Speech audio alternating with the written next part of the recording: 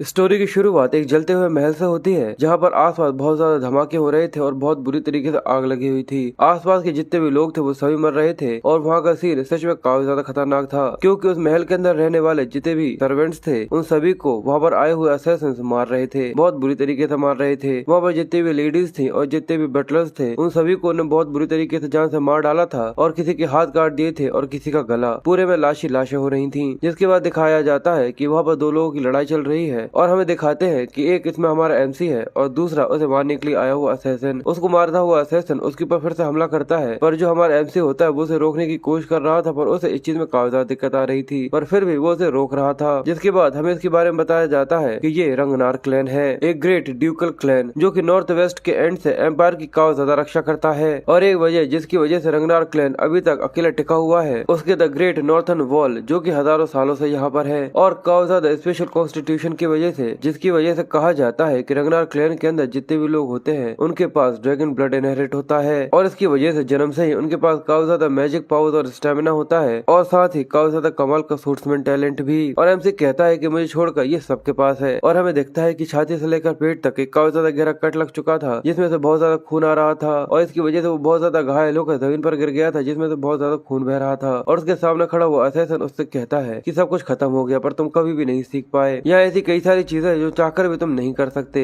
चाहे तुम इसमें कितना ही एफर्ट क्यों न डाल दो। और ऐसे लोगों को लोग नो टैलेंट कहा करते हैं। ये सुनकर वो कहता है कि क्या, तो जो असैसिन था वो अपने चेहरे से अपने मास्क को हटाते हुए उससे कहता है कि तुम रंगनार क्लैन की लेगेसी को आगे बढ़ाना चाहते हो, पर जब तुम्हारे पास बिल्कुल भी टैलेंट नहीं है उसके बाद भी तुमसे तो अच्छा ये सब मैं कर सकता हूँ, यंग मास्टर थियो। और हम इसके बारे में बताया जाता है कि जो हमारा एमसी है उसका नाम थियो है। ये देखकर वो भी काफी ज्यादा हैरान था क्योंकि ये रैंक डाउन था और वो उससे कहता है कि आखिर तुमने ऐसा क्यों किया। वो कहता है कि हर दिन सुबह उठकर तुम्हारी बेकार सी कोशिशों को देखना जब तुम्हारे पास टैलेंट ही नहीं है। सच में ये काफी ज्यादा पिटीफुल साइड था, और वैसे भी हार्ड वर्क करना वैसे भी तुम्हें कहीं पर लेकर नहीं जाने वाला था। और ये कहकर वो और ज्यादा जोर से हंसना चालू कर देता है और कहता है द इनविजिबल ऑफ रंगनाक, ये सच में तुम्हारे लिए पूरे परफेक्ट है। तुम्हें तो जाकर अपने बेकार से टैलेंट को लेकर कहीं पर छुप जाना चाहिए था, क्योंकि ये देखना सच में काफी ज्यादा लाफेबल था कि किस तरीके से तुम स्ट्रगल कर रहे थे कुछ ऐसा करने की जिससे तुम कुछ कर सको। पर ये सुनने के बाद थियो को बहुत ज्यादा गुस्सा आ रहा था और वो दांत भींचते हुए उससे कहता है क्या इसका मतलब तुम जानबूझकर मेरे सोर्ट में इंस्ट्रक्टर बने थे जिससे तुम मुझे वो बेकार सी सोर्ट में टेक्निक सिखा सको, जिससे तुम रोज पैलेस को बेच सको। और अब ये जानने के बाद थियो को उसके ऊपर बहुत ज्यादा गुस्सा आ रहा था, इसलिए वो उसे काफी ज्यादा गालियां देता है और ऐसे करके वो चिल्ला रहा था। पर तभी रैंडॉन अपनी तलवार को घुमाता है और उसके कंधे से उसके एक हाथ को अलग कर देता है। ये देखकर थियो जोर से चिल्लाना चालू कर देता है कि उसका हाथ बहुत बुरी तरीके से कट गया था और पूरे तक खून ही खून आ रहा था। पर रैंकडॉग एक लंबी सी सांस लेते हुए कहता है कि यंग मास्टर आखिर ये गलती मेरी कैसे हो सकती है। और फिर वो उसके सिर को पकड़ और फिर वो उसके बालों को पकड़ लेता है और कहता है कि यहाँ पर जितनी भी चीजें हो रही हैं ये सब तुम्हारी वजह से हो रही हैं, क्या तुम ये सब नहीं देख सकते।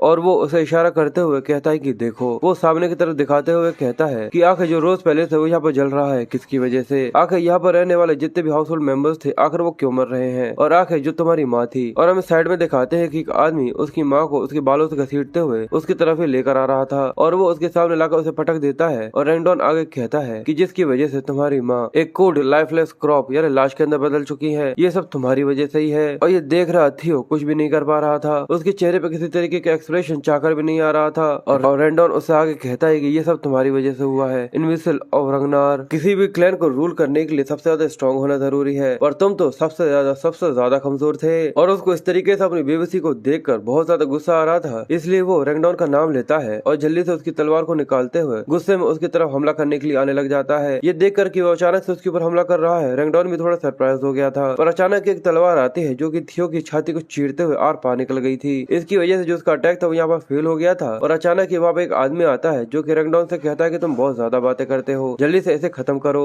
वो उससे माफी मांगता है और जमीन पर पड़ा हुआ थियो जिसकी कंडीशन बहुत बुरी तरीके से खराब थी और अब वो धीरे धीरे कर यहाँ पर मर रहा था। वो अपने आप से कहता है कि मैं अब धीरे धीरे कर अपने मेमोरीज के अंदर खोता जा रहा हूँ, ये सब कुछ खत्म हो गया, सब कुछ खत्म हो गया। मैं किसी की रक्षा नहीं कर पाया और ना ही मैं कुछ कर दिखा पाया, सारी चीजें मेरी आंखों के सामने जल गई और क्या सच में यही अंत है। इसलिए वो मर रहा था और वो कहता है कि टैलेंट, अगर मेरे पास थोड़ा सा टैलेंट होता तो शायद मैं ये सब बचा पाता, चीजें पहले से अलग हो सकती थी। पर अचानक उसकी आंखें जैसी बंद होती हैं तो उसके सामने एक सिस्टम ओपन हो जाता है जहाँ पर वो कहता है कि तुम मर चुके हो और अब थियो का जो ट्रायल है वो यहाँ पे एक्टिवेट हो चुका है। इसी वजह से वो रिग्रेशन पॉइंट पर वापस रिटर्न हो रहा है, जिसके बाद स्क्रीन पूरी तरह से व्हाइट हो जाती है और अचानक हमें थियो को दिखाते हैं जो कि काफी ज्यादा छोटा था। और अचानक उसके सामने एक तलवार आती है। वो अपने सामने रैंडॉन को देखता है जो कि उससे कहता है कि तुम काफी ज्यादा थके थके से लग रहे हो, चलो हम लोग आज हमारे लेसन को यहीं पर खत्म करते हैं। थियो काफी ज्यादा कंफ्यूज था और वो कहता है कि आखिर ये क्या है। वो कहता है लगता है कि तुम्हारा ध्यान कहीं और ही है। थियो कहता है कि रुको अभी क्या हुआ, कि मैं अभी मर नहीं गया था। और फिर उसे ऐसा लगता है कि शायद वो अपनी जिंदगी के जो फ्लैशबैक्स थे उनको देख रहा है। रैंगडाउन उसे कहता है कि यंग मास्टर, और वो कहता है कि मुझे यकीन नहीं हो रहा कि जो मेरा फ्लैशबैक है उसमें मुझे फिर से उस कमीने रैंगडाउन के चेहरे को ही देखना पड़ रहा है। सच में मौत अपने आखिरी मूवमेंट में भी सच में काफी ज्यादा क्रूल है। और अचानक ही उसके सामने एक सिस्टम पॉपअप होता है। ये देख वो थोड़ा सा कंफ्यूज था और वो रैंगडाउन के सामने एक सिस्टम को देखता है जब उस ट्यूटोरियल क्वेस्ट बताया जाता है कि उसे रैंगडाउन के चेहरे पर एक मुक्का मारना है। ये सुनकर वो कंफ्यूज था और वो कहता है कि ट्यूटोरियल क्वेस्ट पंच, आखिर ये सब किस तरीके की बकवास है? क्या फ्लैशबैक सच में इस तरीके से काम करते हैं? पर देख कर लगता नहीं है कि जैसे कि ये इसे देख सकता है। रैंगडाउन उससे पूछता है कि क्या हुआ। थियो अपनी तलवार को जमीन पर छोड़ देता है और कहता है कि मुझे नहीं पता कि आखिर असल में यहाँ क्या हो रहा है, पर शायद ये भगवान का दिया हुआ कोई गिफ्ट हो सकता है जिससे मैं मरने से पहले अपनी थोड़ी बहुत फ्रस्ट्रेशन को निकाल सकूं। और ये बोलकर जैसे वो एक मुक्का बनाता है और वो उसके चेहरे पर पंच को मारने के लिए पूरी तरह से तैयार था और कहता है कि भले ही एक सपना ही क्यों ना हो, मैं फिर भी तुम्हें कावदा जोर का पंच जरूर मारूंगा। रैंगडाउन ये देखकर थोड़ा सा कंफ्यूज था, पर सभी लोगों के सामने जैसे वो उसे पंच मारता है इसकी वजह से रैंगडाउन को कोई भी असर नहीं पड़ता। ये देखकर वो काफी ज्यादा कंफ्यूज था, पर जो थियो था वो काफी ज्यादा खुश था। और वो कहता है कि पर आखिर जो मेरा सपना है इतना ज्यादा रियलिस्टिक सा क्यों लग रहा है, और आखिर मेरा पंच इतना ज्यादा सॉफ्ट क्यों है। पर तभी रैंगडाउन काफी ज्यादा गुस्से में आकर उसके ऊपर अपनी तलवार से स्ट्राइक करता है, जिसकी वजह से वो सरकते हुए बहुत दूर जाकर गिरता है और बहुत बुरी तरीके से उसको लग जाती है। वो कहता है कि मुझे लगा था कि मैंने कहा है कि आज के जो लेसन है वो खत्म हो चुके हैं। थियो काफी कंफ्यूज था और वो कहता है कि आखिर ये क्या है, क्या मुझे सपने में भी इस तरीके से पेन को एक्सपीरियंस करना चाहिए? ये देखकर रैंगडाउन कहता है कि मुझे पता है कि तुम काफी ज्यादा फ्रस्ट्रेटिंग हो रहे होगे, क्योंकि जो अवेकिंग सेरेमनी है वो काफी ज्यादा तेजी से आ रही है और अभी तक तुम्हारे प्रोग्रेस के अंदर किसी भी तरीके के एफर्ट का कोई भी प्रोसेस आगे नहीं बढ़ी है। थियो अवेकिंग सेरेमनी के बारे में सुनकर थोड़ा सा कंफ्यूज हो जाता है और वो आगे उससे कहता है पर मैं कभी भी ऐसे स्टूडेंट को माफ नहीं करूंगा जो कि अपने मास्टर के ऊपर ही हमला करता है, और फिर भी तुम एक रंगनार हो, तुम्हें तलवार को इस्तेमाल करना चाहिए ना कि अपने फिस्ट को। और अब मैं तुमसे अगले लेसन में मिलूंगा। और ये कहकर वो वहाँ से चला जाता है। तो ये सब देख रहा थियो काफी ज्यादा कंफ्यूज था और वो कहता है कि आखिर यहाँ पर क्या हो रहा है। और वहाँ पर खड़े हुए बाकी सभी बच्चे जो कि ट्रेनिंग कर रहे थे वो थियो के ऊपर हंसना चालू कर देते हैं और कहते हैं क्या कि बेवकूफ अपने मास्टर को फॉल्टी क्यों बता रहा है जब ये खुद ही एक टैलेंटलेस इंसान है। क्या सच में ये एक रंगनार है भी? ये तो एक नाजायज औलाद होने के लिए काफी ज्यादा बेकार है। और क्या ये मेहनत करने के बाद केवल इतना कुछ कर सकता है? पर जो थियो था वो अभी भी काफी ज्यादा कंफ्यूज था और वो जमीन से जैसे रेत उठाता है तो वो उसे महसूस करते हुए कहता है कि मुझे इस चीज के ऊपर यकीन नहीं हो रहा। जो दर्द मुझे महसूस हो रहा है वो काफी ज्यादा क्लियर है और ये रियलिस्टिक सा सेंसेशन। और अब उसी चीज का एहसास हो जाता है और वो हैरानी के साथ कहता है कि ये कोई भी किसी तरीके का फ्लैशबैक नहीं है। इसका मतलब ये पूरी तरह सच्चाई है और जो अवेकन सेरेमनी थी वो 10 साल पहले हुई थी। इसका मतलब मैं फिर से तब आ चुका हूँ जब मैं 17 साल का था। पर वो इस सब की वजह से काफी ज्यादा हैरान था और वो कहता है पर आखिर ऐसी चीज मुमकिन कैसे हो सकती है। और वो सिस्टम की नोटिफिकेशन को देखकर कंफ्यूज था और उसके सामने नोटिफिकेशन आती है कि उसने अपने ट्यूटोरियल को कंप्लीट कर लिया है और एज अ रिवॉर्ड उसे रंगनाग का टैलेंट दिया जाता है। क्या वो उसे एक्टिवेट करना चाहता है? ये देखकर वो काफी ज्यादा हैरान था और कहता है कि क्या? फिर उसके सामने एक और नोटिफिकेशन आती है, वो यहाँ पर रिवॉर्ड को लेना चाहता है या फिर नहीं, यस और नो। और जैसे ही वो थोड़ा सा हिचकिचाते हुए यस के ऊपर क्लिक करता है अचानक एक काफी ज्यादा एनर्जी निकलना चालू होती है जो कि उसकी छाती के अंदर एंटर करने लगती है। इसकी वजह से वो काफी ज्यादा सरप्राइज हो रहा था और तब इस सिस्टम उससे कहता है कि जो रिवॉर्ड है वो उसको रिसीव कर चुका है। वो अभी भी काफी ज्यादा हैरान था पर जो उसके स्टेट्स थे और वो काफी ज्यादा तेजी से बढ़ रहे थे और उस तेज लाइट को देखते हुए वो कहता है कि आखिर असल में यहाँ पे ये हो क्या रहा है। अब उसे अपने नेक्स्ट क्वेस्ट की तैयारी करनी थी, जिसके बाद रोज पैलेस का सीन दिखाया जाता है जिसको हमें कुछ समय पहले जलता हुआ दिखाया था। ये वही पैलेस है। उसके अंदर हमें चाय पीते हुए 2 लोगों को दिखाते हैं जहाँ पे एक लेडी होती है। वो कहती है कि अच्छा। उसके सामने बैठे हुए रैंगडाउन उससे कहता है कि अगर मैं तुम्हें सच बताऊं तो आज से पहले मैंने कभी भी ऐसा इंसान नहीं देखा था जो सच में ज्यादा टैलेंटलेस हो। पर फिर वो हंसते हुए कहता है कि इसी वजह से तो मैं यहाँ पर हूँ, एक ट्रू टीचर रैंडॉन। मैं उसे सबको सिखाऊंगा जो कि मैं उसे सिखा सकता हूँ। मैं उसे इतना स्ट्रॉन्ग तो बना ही दूंगा कि वो 5 महीने बाद होने वाली अवेकनिंग सेरेमनी को कंप्लीट कर सके। तो उसके सामने बैठी हुई एक खूबसूरत सी लेडी जो कि असल में थियो की माँ है, उसका नाम सिसिलिया है। वो कहती है कि इसी वजह से तो मैं तुम्हारे ऊपर काफी ज्यादा भरोसा करती हूँ। और वो पैसे का एक काफी ज्यादा बड़ा पाउच रखे हुए थी वो उसे दे देती है और कहती है कि प्लीज उसके ऊपर और ज्यादा ध्यान देना।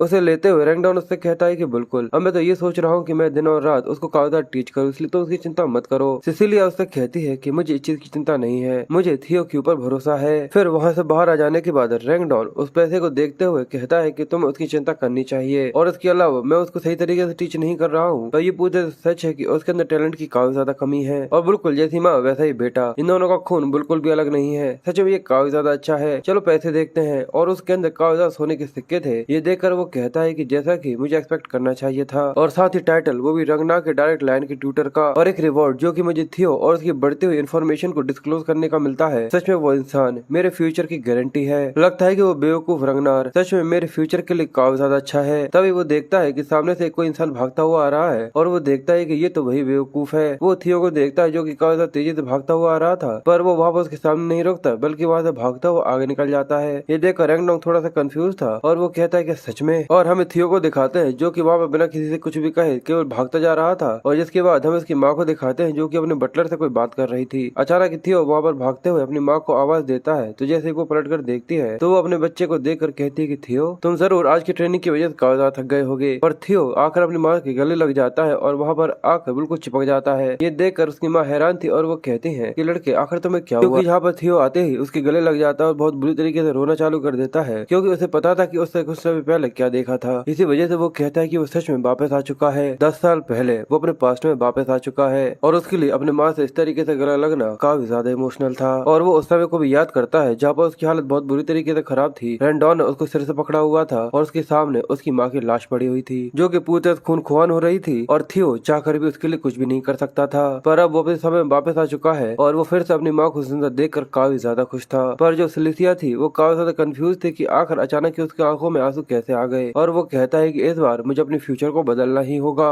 साथ ही वो सोचता है कि मेरे नाम के लिए अभी ऐसी सारी चीजें हैं जो कि पूरी तरह से कमजोर है, पर अगर वो मिस्टीरियस मैसेज विंडो जो कि मेरे सामने आ रहा था वो अगर रियल है तो मैं सच में ताकतवर बन सकता हूँ। इतना ज्यादा ताकतवर कि मैं जमीन पर अपने पैरों को टिका सकूं उस समय पर जब थ्रोन के लिए लड़ाई चल रही होगी। और साथ ही वो काफी ज्यादा गुस्से में भी था क्योंकि उसे रैंडॉन के बारे में याद आ रहा था और वो कहता है इतना ज्यादा ताकतवर कि मैं रैंडॉन से अपना बदला ले सकूं। और अब उसके पास अपना नेक्स्ट क्वेस्ट था कि उसे अपनी बॉडी को अपनी लिमिट को ओवरकम करना है। जिसके बाद हमें ट्रेनिंग ग्राउंड का सीन दिखाया जाता है जहाँ पर थियो एक्सरसाइज कर रहा था और वो कहता है मैं सच में बहुत ही बुरी तरीके से रैंडॉन से अपना बदला लेना चाहता हूँ, पर मैं अभी अपनी कमजोर बॉडी के साथ कुछ भी नहीं कर सकता, इसलिए मुझे अभी पूरा फोकस अपने आप को स्ट्रॉन्ग करने के ऊपर रखना होगा। और वो आगे कहता है कि एक इंटेलिजेंस एजेंसी जो कि मेरे पैरों के नीचे रहा करती थी मेरी प्रीवियस लाइफ के अंदर, ब्लैक बर्ड, पर मैं सही तरीके से उस इन्फॉर्मेशन को इस्तेमाल नहीं कर पाता था क्योंकि मेरे लैक ऑफ स्किल्स की वजह से। पर आखिर ऐसा किसने सोचा था कि मैं सभी इन्फॉर्मेशन को इस तरीके से इस्तेमाल कर पाऊंगा। एक पोशन जो की बॉडी को काफी ज्यादा कमाल की तरीके से इफेक्ट करता है, ब्लडी सोर्ड एम्परर्स एलेक्सर, और सच में ये काफी ज्यादा वर्थ करता है उन सभी चीजों को रिवील करने के लिए जो कि फ्यूचर्स में आने वाली है, जैसे कि सीक्रेट मेन्यूज और सबसे ज्यादा जरूरी मेरी एक्सट्रीम ट्रेनिंग जो कि मुझे अपने टैलेंट के लैक करने की वजह से करनी पड़ती थी। और ऐसे ही उसे ट्रेनिंग करते हुए सुबह हो चुकी थी और वो भी भागे जा रहा था। और वो कहता है कि अब ये सारी चीजें पूरी तरह से मुमकिन है क्योंकि अब मेरे पास रंगनार का टैलेंट है। और वो इस तरीके से भागते हुए इस चीज को एंजॉय कर रहा था और वो सच में काफी ज्यादा सरप्राइज था। और वो कहता है कि ये मैसेज विंडो सच में पूरी तरह से रियल है। और वहाँ पर दूसरे लोग भी थे जो कि ट्रेनिंग कर रहे थे। ये देखकर वो कहते हैं कि आखिर इसने कितने सारे लैप्स लगाए वो भी बिना आराम किए और कि ये सच में हमेशा ही इतना ज्यादा फिट रहता था। और थियो कहता है कि इसकी वजह से मैं जितना चाहूँ उतना भाग सकता हूँ बिना आराम किए और मैं उतनी तलवार भी घुमा सकता हूँ जितनी की मैंने अपनी जिंदगी में कभी भी नहीं घुमाई थी। और इसका तो यही मतलब है कि मैं सच में इस बार इतना ज्यादा पावरफुल बन सकता हूँ जितना कि मैं कभी भी नहीं हो पाया था। और ये सोचकर वो सच में काफी ज्यादा खुश हो रहा था। जिसके बाद हमें कुछ दिनों के बाद का सीन दिखाते हैं कि वो ट्रेनिंग ग्राउंड में एक्सरसाइज कर रहा था और एक लेडी थी जो कि अपने सिगरेट को पीते हुए उसे देख रही थी। और हमें इसके बारे में बताया जाता है कि 4th ट्रेनिंग ग्राउंड की मैनेजर है एवेलिन। वो थियो के बारे में कहती है कि यहाँ पर बिना सोए हुए काफी लंबे समय से ट्रेनिंग कर रहा है, पर वो काफी ज्यादा कंफ्यूज थी और वो उसे लंबे समय तक देखने के बाद कहती है कि ये सच में हमेशा से इतना ज्यादा टैलेंटलेस था। पर जो थियो था वो अपने आप से कह रहा था कि मैं सच में यहाँ पर मरने वाला हूँ। और हम इसकी परसेंटेज दिखाते हैं जो कि अभी 97 पर थी। और वो ट्रेन करते हुए कहता है कि मुझे अपनी बॉडी को अपनी लिमिट तक पहुंचाना होगा। और हमें पिछली रात का सीन दिखाते हैं जो कि वो काफी ज्यादा थक कर लेट गया था और जो उसकी परसेंटेज थी वो अचानक ही नीचे गिरना चालू हो जाती है। ये देखकर उसका मुंह खुला का खुला रह गया था और वो कहता है कि मैंने ऐसा कभी भी नहीं सोचा था कि मेरे पास थोड़ा सा आराम करने की वजह से जो परसेंटेज है वो नीचे गिरना चालू हो जाएगी, इसलिए वो लगातार ट्रेनिंग करने में लगा हुआ था। और वो कहता है यानी तुम मुझसे ये कहना चाहते हो कि मुझे तब तक नहीं रुकना है जब तक ये सब खत्म नहीं हो जाता। और अब जो उसकी परसेंटेज थी वो 98 पर आ चुकी थी और वो लगातार बहुत बुरी तरीके से ट्रेनिंग करने में लगा हुआ था। वो अपनी तलवारों को स्विंग करता है जिसकी वजह से काफी ज्यादा प्रेशर निकल रहा था। वो कहता है कि मैं उसके काफी ज्यादा करीब आ चुका हूँ, बस थोड़ा सा और वो काफी ज्यादा तेजी से भागना चालू कर देता है। अब उसकी जो परसेंटेज थी वो 99 पर आ गई थी और वो लगातार भागे जा रहा था। वो कहता है कि बस थोड़ा सा और अब इस सब की वजह से वो सही तरीके से सांस भी नहीं ले पा रहा था। एवेलिन भी ये देखने के बाद थोड़ी सी कंफ्यूज थी क्योंकि वो देखती है कि जो थियो है वो काफी ज्यादा तेजी से ट्रेनिंग ग्राउंड के अंदर चक्कर लगा रहा है और उसकी स्पीड काफी ज्यादा इंसेन है, पर अभी भी जो उसकी परसेंटेज थी वो 99 पर ही थी। ये देखकर वो काफी ज्यादा परेशान हो रहा था और अपनी स्पीड को बढ़ाता जाता है और अचानक ही जो उसकी परसेंटेज होती है वो 100% पर पहुंच जाती है। ये देखकर वो काफी ज्यादा हैरान था और तब इसे कॉन्ग्रेचुलेट करके बताया जाता है कि उसने अपने सेकंड क्वेस्ट को भी यहाँ पर कंप्लीट कर लिया है। इसकी वजह से उसके अंदर से एनर्जी निकलना चालू होती है और उसने यहाँ पर ड्रैगन हार्ट को ऑब्टेन कर लिया था। और उसके इसे जल्दी से खत्म करने की वजह से उसे अपने पास्ट लाइफ की जो 10 साल की मैजिक पावर थी वो अभी मिल जाती है। सिस्टम की नोटिफिकेशन आती है कि वो उसे एक्सेप्ट करना चाहता है। थियो काफी ज्यादा थका हुआ था पर उसे अपनी उंगली भी नहीं हिलाई जा रही थी, पर फिर भी वो जैसे तैसे कर यस के ऊपर क्लिक कर देता है। इसकी वजह से उसे रिवॉर्ड रिसीव होता है और उसके अंदर से काफी ज्यादा तेज लाइट निकलना चालू हो जाती है जो कि उसे पूरी तरह से कवर कर रही थी। और उस तरीके से उसके अंदर से निकलने वाले प्रेशर को देखने के बाद एवलिन काफी ज्यादा हैरान और काफी ज्यादा कंफ्यूज थी। अब हमें अगले दिन सुबह का सीन दिखाया जाता है कि जो थियो था वो एक जगह पर उठता है। वो काफी ज्यादा कंफ्यूज था और वो अपने आप को देखकर कहता है कि आखिर असल में मैं कहाँ पर हूँ। एवलिन गेट खोलकर अंदर आ जाती है और उससे कहती है चिंता मत करो, तुम ट्रेनिंग ग्राउंड के 4th ब्रेकिंग रूम के अंदर हो। यहाँ तक रंगनार भी कोलैप्स हो सकता है अगर वो अपने आप को इस तरीके से पुश करे तो। ये देखने के बाद थियो एवलिन को वहाँ पर देखकर काफी ज्यादा कंफ्यूज था और एवलिन उससे कहती है यानी तुम्हें मैं याद हूँ, मैं 4th ट्रेनिंग ग्राउंड की मैनेजर हूँ एवलिन। और वो उसे बताते कि तुम सुबह सुबह अकेले ट्रेनिंग करते करते सुबह सुबह बेहोश हो गए थे, इसी वजह से मैं कुछ समय के लिए तुम्हें यहाँ पर उठाकर लेकर आ गई। ये सुनकर थियो कहता है कि अच्छा मैं समझ गया, इसलिए वो एवलिन का शुक्रिया करता है। पर एवलिन उसे पानी देते हुए उससे कहती है कि यंग मास्टर, क्या तुम्हें पता है कि रंगनार क्लैन के अंदर अपने मानव वॉल को अवेकनिंग सेरेमनी से पहले ओपन करना पूरी तरह फॉरबिडन है। ये सुनकर वो थोड़ा सा कंफ्यूज था और कहता है कि बिल्कुल। तो वो आगे कहती है इसका मतलब तो तुम्हें ये भी पता होगा कि अगर कोई इस नियम को तोड़ता है तो उसके साथ क्या होता है। थियो कहता है कि बिल्कुल, पर आखिर तुम इसके बारे में अचानक से क्यों बात कर रही हो। तो वो कहती है क्योंकि तुम्हारे वहाँ पर बेहोश होने से पहले अचानक ही तुम्हारे अंदर से एक माना की वेव निकली थी, इसका तो यही मतलब है कि जो तुम्हारा माना वॉल है वो ओपन हो चुका है। ये सुनने के बाद थियो काफी ज्यादा हैरान और काफी ज्यादा कंफ्यूज हो गया था और अब एवलिन काफी ज्यादा खतरनाक लग रही थी और वो काफी ज्यादा भारी आवाज में उससे कहती है क्या तुमने कहीं अपने माना वॉल को ओपन कर लिया है। पर उसकी बातें सुनने के बाद थियो काफी ज्यादा हैरान था और वो कंफ्यूज होते हुए कहता है कि आखिर इसका माना वॉल से क्या मतलब है। अगर मैंने ऐसा कर लिया होता तो शायद मैं अभी तक जिंदा ही नहीं होता। और उसे एहसास होता है कि उसके अंदर एक अजीब तरीके की पावर मैजिकल एनर्जी है और उसे याद आता है कि एज ए रिवॉर्ड उसने ड्रैगन हार्ट को ऑब्टेन किया था और साथ ही उसे 10 साल का मैजिक पावर भी मिल गया था। और जैसे उसे ये याद आता है वो कहता है कि सच में ये काफी हैरानी की बात है। और अचानक ही जो उसका चेहरा था वो इसकी वजह से खिल जाता है। वो कहता है कि सच में ड्रैगन हार्ट। जिसके बाद हमें ड्रैगन हार्ट के बारे में बताया जाता है कि जो माना वॉल होती है उसे ड्रैगन हार्ट के अंदर रखा जा सकता है और माना वॉल को हार्ट के अंदर रखना ये काफी ज्यादा एफिशिएंट और ऑपरेटिंग होता है। पर किसी भी इंसान के पास जिसके पास ड्रैगन हार्ट नहीं है वो इस तरीके का कुछ भी नहीं कर सकता, क्योंकि किसी भी इंसान का दिल माना वॉल को हैंडल कर ही नहीं सकता। इसी वजह से हर एक इंसान, जहाँ तक रंगनार भी, ड्रैगन हार्ट के पीछे पड़े हुए होते हैं, क्योंकि ये सबसे ज्यादा आसान तरीका होता है जिससे काफी ज्यादा पावरफुल बनाया जा सकता है। पर ऐसा कोई भी इंसान नहीं जो कि इंसानों की लिमिटेशंस को ओवरकम कर सके। पर अब वही ड्रैगन हार्ट मुझे मिल चुका है, वो भी मेरे क्वेस्ट के रिवॉर्ड की वजह से। ये काफी ज्यादा अमेजिंग है और अब इसकी वजह से मुझे सिचुएशन के बारे में अब काफी अच्छे तरीके से पता चल चुका है। जिसके बाद हमें एवलिन के बारे में बताया जाता है कि वो एक हाई रैंकिंग सोर्समैन है और उसके लेफ्ट हाथ के खोने की वजह से वो पहले रिटायर हो चुकी थी और उसके बाद वो 4th ट्रेनिंग ग्राउंड के मैनेजर बन गई। पर इससे पहले वो व्हाइट आर्मर ड्रैगन के एवलिन की कमांडिंग ऑफिसर हुआ करती थी और वो इतनी ज्यादा स्किल्ड थी कि डीमन ड्रैगन जो कि व्हाइट आर्मर ड्रैगन के क्लैमिडी है वो भी उसको काफी ज्यादा प्रेज किया करते थे। और इसके अलावा उसे इस तरीके से भी जाना जाता था कि वो केवल अपने उसूलों पर ही चलती है। वो लोगों में से नहीं है जो कि स्टेटस और स्ट्रेंथ के बारे में सोचते हो और वो किसी भी तरीके के झूठ या फिर किसी भी तरीके के धोखे को बिल्कुल भी पसंद नहीं करती। और एक समय पर मैं जब काफी ज्यादा फ्लेक्सिबल था उसने रिक्वेस्ट करी थी जिससे वो मेरी डायरेक्ट लाइन मास्टर बन सके। और अगर मैं दूसरी भाषा में कहूँ कि इसे अगर पता चल गया कि मेरे पास ड्रैगन हार्ट है जिसके अंदर माना वॉल है तो मैं तुरंत ही एग्जीक्यूटेड यानी खत्म हो जाऊंगा, मेरे गले को काट दिया जाएगा। पर फिर वो अपने आप से ही कहता है कि इसके अलावा तो क्या होगा अगर मैं यहाँ पर ना पकड़ा जाऊँ और मैं इन सारी चीजों को उसी के खिलाफ इस्तेमाल करूँ। इसलिए थियो मुस्कुराते हुए और बिल्कुल भी ना हिचकिचाते हुए उससे कहता है क्या तुम इस चीज को हैंडल कर सकती हो। तुम मेरे तुरंत ही एग्जीक्यूशन की बात कर रही हो, वो भी केवल तुम्हारे कुछ महसूस करने की वजह से। क्या तुम सच में उसके कंसिक्वेंसेस को भुगतने के लिए तैयार हो। ये सुनने के बाद एवलिन थोड़ी सी कंफ्यूज हो जाती है और थियो उससे आगे कहता है कि मैं रंगनार का हायर हूँ। अगर किसी को भी इसके बारे में पता चल गया कि जो तुम्हारे मेरे ऊपर शक है वो पूरी तरह बेकार और गलत है तो तुम्हें इस तरीके से लिया जाएगा कि तुम रंगनार के नाम को यहाँ पर गिराने की कोशिश कर रही हो। ये सुनकर वो कहती कि हाँ यही रूल्स है। तो थियो अपनी बड़ी सी आंखें दिखाते हुए जिसकी वजह से वो काफी ज्यादा डरावना सा लग रहा था वो उससे आगे कहता है तो तुम्हें तो इसके बारे में अच्छे तरीके से पता ही होगा कि हायर को बेइज्जत करने की जो पनिशमेंट है वो क्या है। ये सुनने के बाद वो कहती है कि एग्जीक्यूशन। थियो कहता है तो तुम्हें काफी अच्छी तरीके से पता है तो क्यों ना तुम आगे बढ़ो और इस चीज को चेक करो।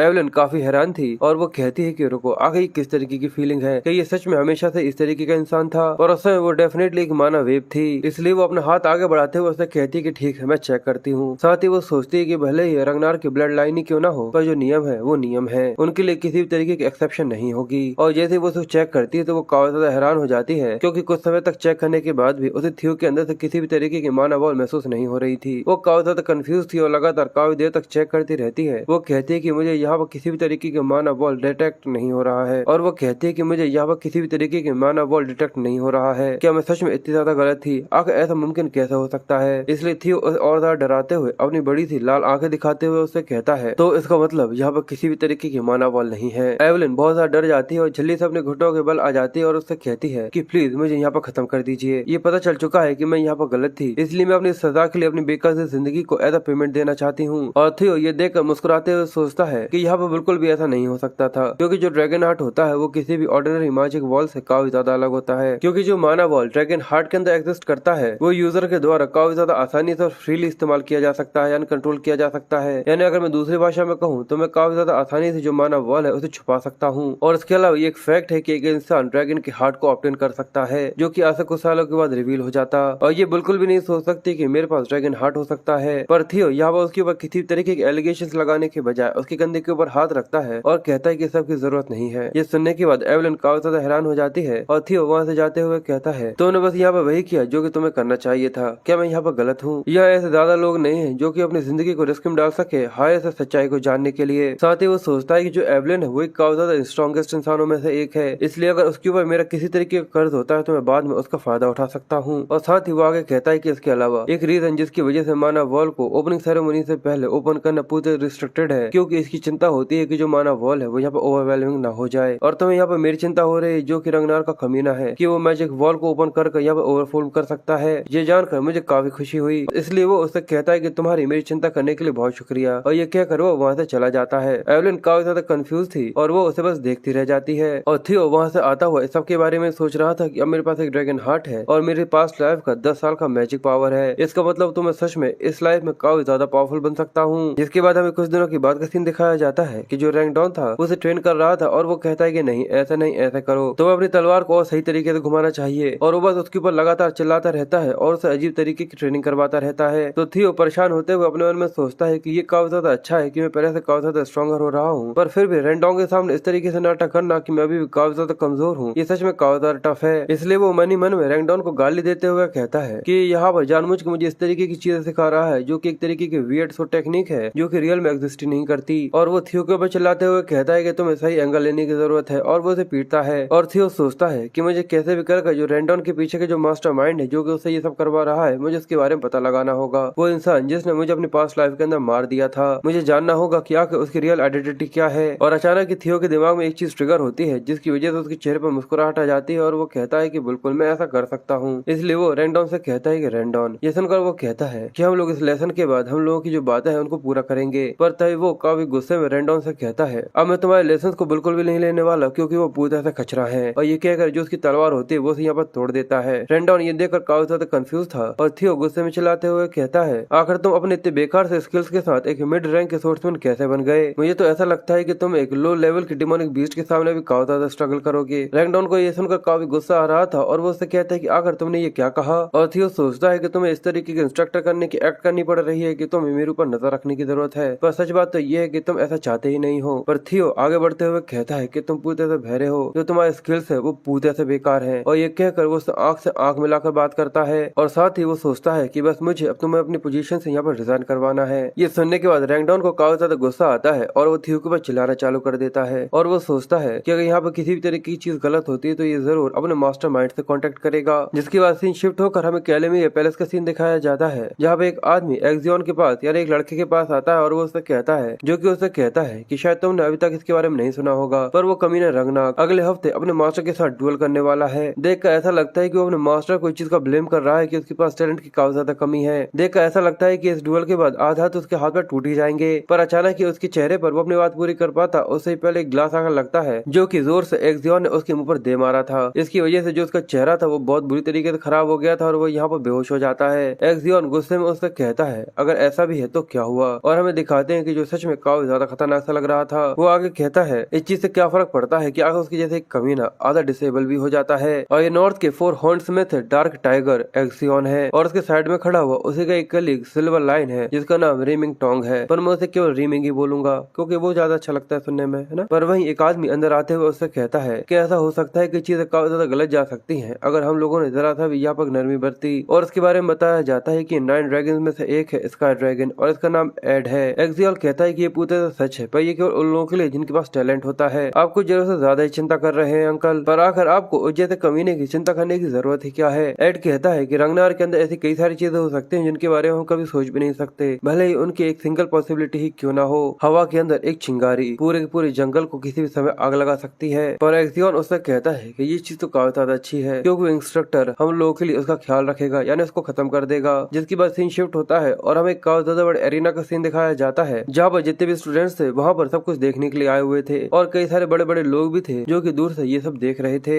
और वहाँ पर खड़ा हुआ थियो अपनी तलवार को रखे हुए काफी ज्यादा परेशान था और वो कहता है कि मैं बस उसे फायर करना चाहता था उसकी बेइज्जती करने के बाद, पर अब लगता है कि चीजें हाथ से काफी ज्यादा बाहर जा चुकी हैं। पर अब पहले से अब ये सब हो चुका है और अब उसके पास अपना थर्ड क्वेस्ट आ चुका था कि उसे रैंकडॉन से लड़ाई करनी है और उसे जीतना है। इसलिए वो अपने गुस्से को रिलीज करते हुए उसे लड़ने के लिए पूरी तरह से तैयार था और कहता है कि अब समय आ चुका है कि मैं रैंकडॉन से अपना बदला लूं। जिसके बाद सीन फिर से वहीं शिफ्ट हो जाता है जहाँ पर थियो उसके ऊपर गुस्सा करते हुए कह रहा था कि जो तुम्हारा स्किल्स है वो पूरी तरह से कचरा है, इसलिए वो रैंकडॉन से कहता है कि तुम्हें फायर किया जाता है या दफा हो जाओ। ये सुनने के बाद वो काफी ज्यादा हैरान था और वो थियो के ऊपर चिल्लाना चालू कर देता है, पर थियो था कि उसके सुनने के लिए तैयार ही नहीं था। वो उससे कहता है कि मैं एक्सेप्ट नहीं कर सकता क्योंकि हमारे टर्म के हिसाब से अभी ऐसी कई सारी चीजें जो कि कॉन्ट्रैक्ट के हिसाब से और भी ज्यादा लंबी चलने वाली हैं। पर थियो कहता है कि तुम्हारे टर्म और कॉन्ट्रैक्ट से क्या फर्क पड़ता है, अगर एम्प्लॉयर ने कह दिया कि तुम फायर हो चुके हो तो सब कुछ खत्म हो गया है। पर साथ ही वो सोचता है कि जैसा मेरा पास्ट था उसके हिसाब से तो मुझे इसे तुरंत ही इतना ज्यादा पीटना चाहिए कि जैसे मैं इसे मार सकूं, पर अभी मैं अपने स्किल्स के ऊपर इतना ज्यादा कॉन्फिडेंट नहीं हूँ, इसलिए अभी मुझे अपने आप को सेपरेट करना होगा जिससे मैं इसकी जितनी भी इन्फॉर्मेशन है उसको निकाल सकूं। और रैंडॉन ये सब देखकर सोचता है कि अगर इसने मुझे इस तरीके से फायर कर दिया तो जो मेरा मिशन है वो यहाँ पर खत्म हो जाएगा और फेल हो जाएगा, इसलिए मुझे इसे किसी तरीके से बात करनी होगी। इसलिए वो उसके ऊपर चिल्लाते हुए कहता है कि ये मास्टर रुक जाओ, ये नियमों के पूरी तरह से खिलाफ है, मैं इसके बारे में जाकर रिपोर्ट करूंगा। पर तभी जो थियो था उसके सामने क्वेस्ट आ जाता है जहाँ पर उसे रैंडॉन से लड़ना था और उसके खिलाफ जीतना था। ये देखकर वो थोड़ा सा कंफ्यूज था क्योंकि तभी वहाँ पर एवलिन आ जाती है जो कि उससे कहती है अगर ऐसा है तो क्यों ना तुम ऐसा करो, क्यों ना हम लोग इन चीजों को रंगनाग के तरीकों से रिसॉल्व करें। ये देखकर वो दोनों ही काफी ज्यादा कंफ्यूज थे और थियो कहता है कि रंगनाग के तरीकों से क्या इसका मतलब ये है, और वो उससे कहता है और वो आगे कहती है the strong of the rule, और वो उन लोगों को बताती है क्यों ना हम लोग इस सूट में से चीज को डिसाइड करें कि आगे यहाँ पर क्या होगा। तुम्हें इतना ज्यादा आगे जाकर इस चीज को रिपोर्ट करने की जरूरत नहीं है, जो कि यहाँ पर जीतेगा उसी के यहाँ पर बातों को माना जाएगा। ये सुनकर रैंडॉन काफी ज्यादा खुश हो जाता है और कहते हैं कि ये तो काफी ज्यादा कमाल का आइडिया है, और साथ ही वो सोचता है ऐसा लगता है कि भगवान यहाँ पे मेरी मदद कर रहे हैं। इसलिए एवलिन आगे कहती है कि आज से एक हफ्ते के बाद ये डुअल होगा, और ये देखने के बाद थियो काफी ज्यादा कंफ्यूज और परेशान था और वो मुस्कुराते हुए कहती है तो चलो ठीक है, अब सारी चीजें यहाँ पर क्लियर हो चुकी हैं। पर थियो काफी ज्यादा परेशान होते हुए सोचता है कि नहीं, बिल्कुल भी नहीं, अभी मैं इतना ज्यादा तैयार नहीं हुआ हूँ कि मैं रैंडॉन को यहाँ पे पीट सकूं। जिसके बाद फिर से सीन एक हफ्ते के बाद के ऊपर आ जाता है जहाँ पर एरिना में वो दोनों एक दूसरे के सामने खड़े हुए थे और सभी लोग उन लोगों को देखकर बातें कर रहे थे। मैंने तो इसके बारे में ये सुना है कि वो सही तरीके से अपनी तलवारों तक को नहीं घुमा सकता, तो वो कहते हैं कि सच में क्या इसके बाद भी अभी तक ये रंगनाग है। मैं तो इसको ये भी नहीं कह सकता कि अगर ये एक नॉर्मल रंगनाग है या फिर कुछ और, सच में ये एक रंगनाग के लिए पूरी तरह से विकलांग है। और ऐसे ही और भी कई सारी बातें होती है जो कि थियो के खिलाफ जा रही थी। और रैंडॉन ये सब सुनकर मुस्कुराते हुए उसे कहता है कि मास्टर, अगर तुम अभी मुझसे माफी मांग लेते हो तो सारी चीजें यहाँ पर खत्म हो सकती है। मैं ऐसे ट्रीट करूंगा कि जैसे ये सब हुआ ही नहीं था, इसलिए तुम्हें अपने घमंड के ऊपर अपनी जिंदगी को रखने की बिल्कुल भी जरूरत नहीं पड़ेगी। थियो कहता है कि मैं भी तुम्हारे लिए यही कहना चाहूंगा, अगर तुम एक हाथ के सोर्समैन नहीं बनना चाहते तो तुम्हारे लिए यही अच्छा होगा कि इस चीज को एक्सेप्ट करो और यहाँ से दफा हो जाओ। ये सुनने के बाद रैंडॉन काफी ज्यादा गुस्से में आ जाता है और वो काफी ज्यादा खतरनाक लग रहा था, जो कि उससे कहता है कि बिल्कुल आखिरी तक। साथ ही वो सोचता है मैं सोच रहा था कि मैं फिर से इस चीज को एक और बार देखूं क्योंकि तुम एक काफी ज्यादा ब्यूटीफुल इंसान हो, पर ऐसा लगता है कि ये सब करने की जरूरत नहीं है। मुझे लगता है कि मुझे यहाँ पर इसे खत्म कर देना चाहिए, ये बोल करके ये गलती से हो गया था, और वैसे भी जो इस मैच का रिजल्ट है वो पहले ही डिक्लेयर हो चुका है, तो इस चीज में कोई भी दिक्कत नहीं होगी, ये तो पहले से ही और भी ज्यादा अच्छा होगा।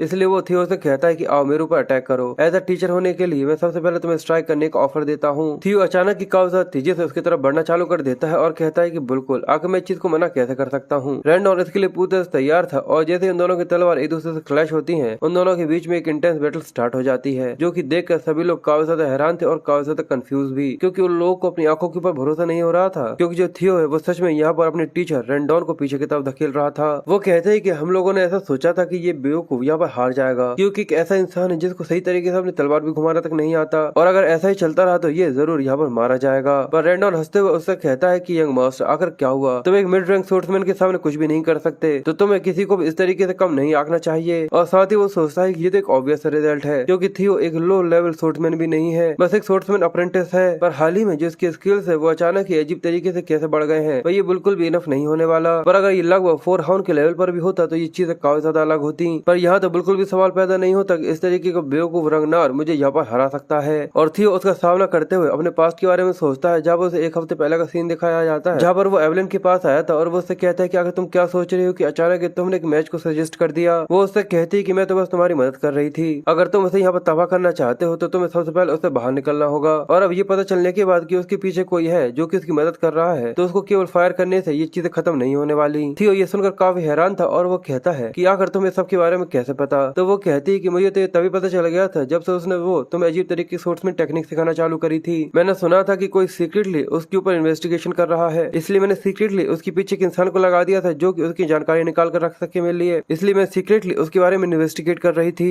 और एवलिन दूर से ये सब देखती रहती थी कि जो रेंडोन है वो थियो को अजीब तरीके की चीजें सिखा रहा है। और ये देखकर वो सोचती थी कि आगे किस तरीके का एंगल है, आखिर ये कभी ना आया कहाँ से जो कि इस तरीके की चीजें सिखा रहा है। थियो ये देखकर कंफ्यूज था और वो कहता है कि एवलिन के साथ मेरी नजर कभी भी नहीं मिली थी अपने पास्ट लाइफ में, पर ये सब इसी वजह से हुआ क्योंकि ये मेरे मानव वॉल के इंसिडेंट की वजह से इसने मुझे पकड़ लिया था। और एवलिन उसे बताती है कि जैसे कि मेरी इन्वेस्टिगेशन थी, रेंडोन की जितने भी ट्रैक्स हैं वो सारे के सारे कैमेलिया पैलेस के पास लेकर जाते हैं। ये सुनने के बाद थियो काफी ज्यादा हैरान हो गया था और वो कहता है कि कैमेलिया पैलेस यानी कि ये सब इसी वजह से हो रहा है, थ्रोन की उस बेकार से लड़ाई की वजह से। इसलिए थियो को उन लोगों के ऊपर काफी ज्यादा गुस्सा आता है, पर फिर वो सोचता है कि रुक जाओ। और वो उससे कहता है कि मैं काफी ज्यादा सरप्राइज हूँ कि तुमने इस सब के बारे में तो ज्यादा पता लगा लिया, पर फिर भी जो मेरे करंट स्किल्स है मैं उनके साथ अभी रेंडोन को यहाँ पर नहीं हरा सकता। आखिर तुम उसके लिए क्या करोगी? तो ये सुनकर वो कहती है कि तुम उसे हरा सकते हो, तुम अपने पोटेंशियल को कुछ जरूरत से ज्यादा ही कम आंक रहे हो यंग मास्टर। जिसके बाद सीन फिर से प्रेजेंट में आ जाता है जहाँ पर जो रेंडोन था वो काफी ज्यादा खतरनाक तरीके से थियो के ऊपर हमला करने में लगा हुआ था। और वो अपनी तलवार को घुमाते हुए कहता है अगर तुम तुरंत ही मेरे सामने घुटनों के बल बैठ जाते हो और माफी मांगते हो तो मैं तुम्हें यहाँ पर माफ कर दूंगा। और ये कहकर वो जैसे स्ट्राइक लगाता है पर थियो उसे जैसे तैसे कर डॉज कर लेता है। ये देखकर वो कहता है कि यहाँ पर जरूर कुछ न कुछ तो गड़बड़ है, क्योंकि जो थियो के एक्सप्रेशन होते हैं वो जरा से भी चेंज नहीं होते और यहाँ पर वो बिल्कुल भी स्ट्रगल नहीं कर रहा था। रेंडोन लगातार उसके ऊपर अटैक करता है पर वो देखता है कि ये हर बार उसके जितने भी अटैक्स उन सभी को यहाँ पर ब्लॉक कर रहा है। आखिर अचानक यहाँ पर क्या हो रहा है? ये वो थियो नहीं है जिसको मैं जानता था। और उन दोनों के बीच में काफी ज्यादा इंटेंस खतरनाक लड़ाई चल रही थी जहाँ पर रेंडोन लगातार उसके ऊपर तलवार चलाते हुए कहता है कि आखिर इसके स्किल्स इतने ज्यादा कैसे बढ़ गए। और वहाँ पर खड़े हुए सभी लोग काफी ज्यादा हैरान थे और कहते हैं कि सच में कि ये अपने मास्टर को इस तरीके से पीछे की तरफ धका रहा है। देख ऐसा नहीं लगता जैसे कि ये इसे सही तरीके से थ्रेडिंग भी कर रहा है। और हम एवलिन को दिखाते हैं जो कि ये सब देखकर काफी ज्यादा मुस्कुरा रही थी। जिसके बाद फिर से हमें उसी सीन के अंदर लेकर चला जाते हैं जहाँ पर थियो कहता है कि यहाँ पर एक और चीज है जिसकी वजह से मैं काफी ज्यादा कंसिडर करता हूँ। इसलिए वो उससे कहता है कि आखिर क्या वजह है कि जिसकी वजह से तुम मेरी मदद करना चाहती हो, कि ये सब जो पिछली बार हुआ था उस सब की वजह से है। वो कहती है कि ये उसकी वजह से तो है, पर इसके अलावा मैं किसी एक ऐसे इंसान को भी जानती हूँ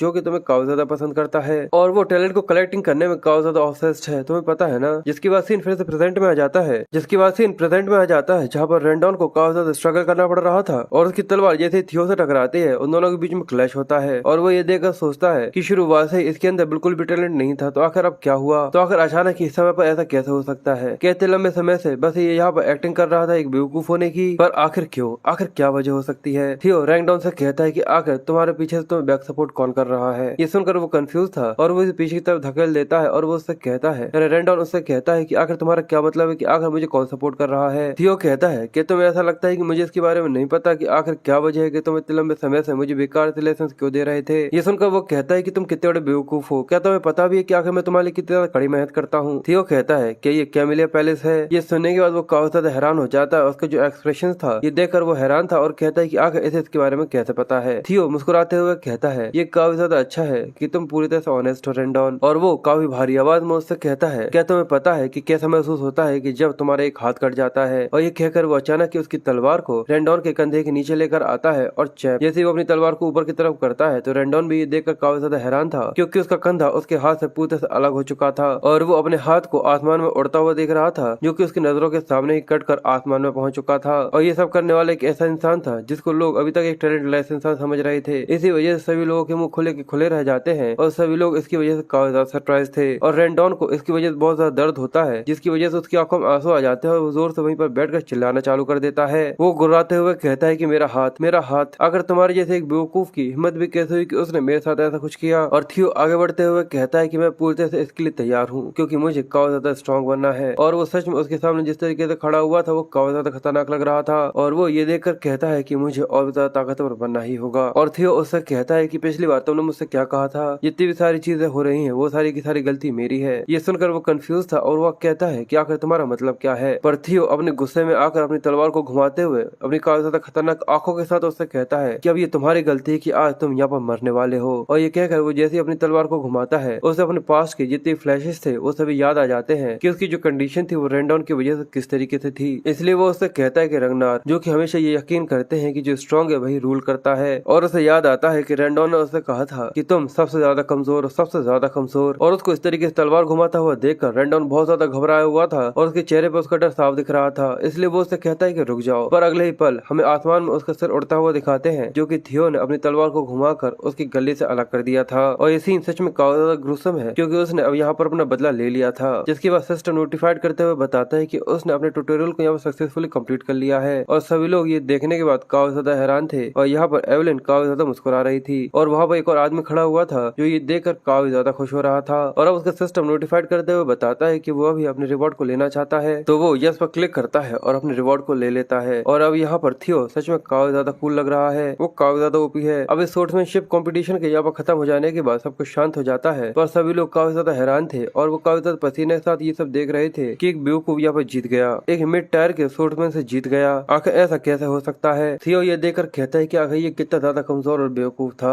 मैंने अपनी पास्ट लाइफ एक ऐसे इंसान के हाथों में बिता दी जो कि ऐसा इंसान था, पर अब चीजें आज के बाद से काफी ज्यादा अलग और काफी ज्यादा मुश्किल होने वाली है। और सिस्टम से जो उसे रिवॉर्ड मिला था उसके अंदर एक एबिलिटी मिलती है ऑब्जर्वेशन, और एक एडिशनल रिवॉर्ड मिला था जिसमें उसे 1 साल का मैजिकल पावर और मिलता है। ये देखकर वो कहता है कि मैजिकल पावर, और आखिर जो ऑब्जर्वेशन वो असल में आखिर है क्या। और हमें उसके ऊपर एक आदमी को दिखाते हैं जो कि जंप कर वहाँ पर आ रहा था, पर थियो को इसके बारे में बिल्कुल भी आइडिया नहीं था। पर जैसे वो नीचे लैंड करता है उसके पीछे की जो पूरी जमीन होती है वो फट जाती है, जिसकी वजह से थियो काफी ज्यादा हैरान हो गया था और काफी ज्यादा कंफ्यूज भी। और वो आदमी जैसे ही वहाँ से निकल कर आता है वो थियो को जोर से चिल्लाते हुए आवाज देता है। ये देखकर वो घबराते हुए जैसे पीछे की तरफ मुड़ता है तो वो अपने सामने एक काफी ज्यादा बड़े आदमी को देखता है जिसकी एक आंख पर पैच लगा हुआ था और वो मुस्कुराकर थियो को ही देख रहा था। और उसके सामने आते हुए हमें इसके बारे में बताया जाता है कि ये डीमन ड्रैगन है, इसका नाम जूलियस है। और उसको यहाँ पर देखने के बाद जो थियो की हालत होती है वो सच में काफी ज्यादा पतली हो जाती है। और थियो की नहीं, वहाँ पर बैठे हुए जितने भी लोग थे उन सभी की हालत भी काफी ज्यादा पतली हो गई थी। और वो कहते हैं कि आखिर व्हाइट आर्मर ड्रैगन यहाँ पर क्या कर रहा है, ये तो द 9 ड्रैगन्स में से एक है। पर एवलिन दूसरी वजह से परेशान थी, वो घबराते हुए कहती है कि कमांडर आपने जो फ्लोर है उसे पूरी तरह तबाह कर दिया, क्या नॉर्मली यहाँ पर आना सच में इतना ज्यादा मुश्किल होता है। और जूलियस जो कि डीमन ड्रैगन है उसके अंदर से निकलने वाला ऑरा इतना ज्यादा खतरनाक होता है कि उसकी वजह से आसपास का जो एरिया था वो पूरे डार्क एनर्जी से भर गया था। और थियो काफी ज्यादा घबराया हुआ था और वो कहता है कि आखिर ये यहाँ पर क्या कर रहा है, आखिर मैंने क्या किया है। और जिस तरीके से उसके अंदर से एनर्जी निकल रही थी थियो काफी ज्यादा घबरा रहा था। पर अचानक की जो सीन होता है वो पूरे चेंज हो जाता है, क्योंकि जो जूलियस था वो वहाँ पर खिलखिलाना चालू कर देता है और वो उसे पीठ पर जोर जोर से मारते हुए कहता है कि सच में काफी ज्यादा एक्साइटिंग था, ये काफी ज्यादा अच्छा है, काफी ज्यादा अच्छा। और जो थियो की हवा थी वो पूरे पतली हो गई थी, क्योंकि उसके जो हाथ का प्रेशर ही था वो भी काफी ज्यादा खतरनाक था, जिसकी वजह से उसके मुंह से खून आ रहा था। और जूलियस हंसते हुए कहता है कि मैं सच में काफी ज्यादा सरप्राइज हूँ, तुम सच में इस तरीके की किसी चीज को रखे हुए हो, ये काफी ज्यादा कमाल की चीज है कि एक स्टूडेंट अपने मास्टर को सरपास कर सके।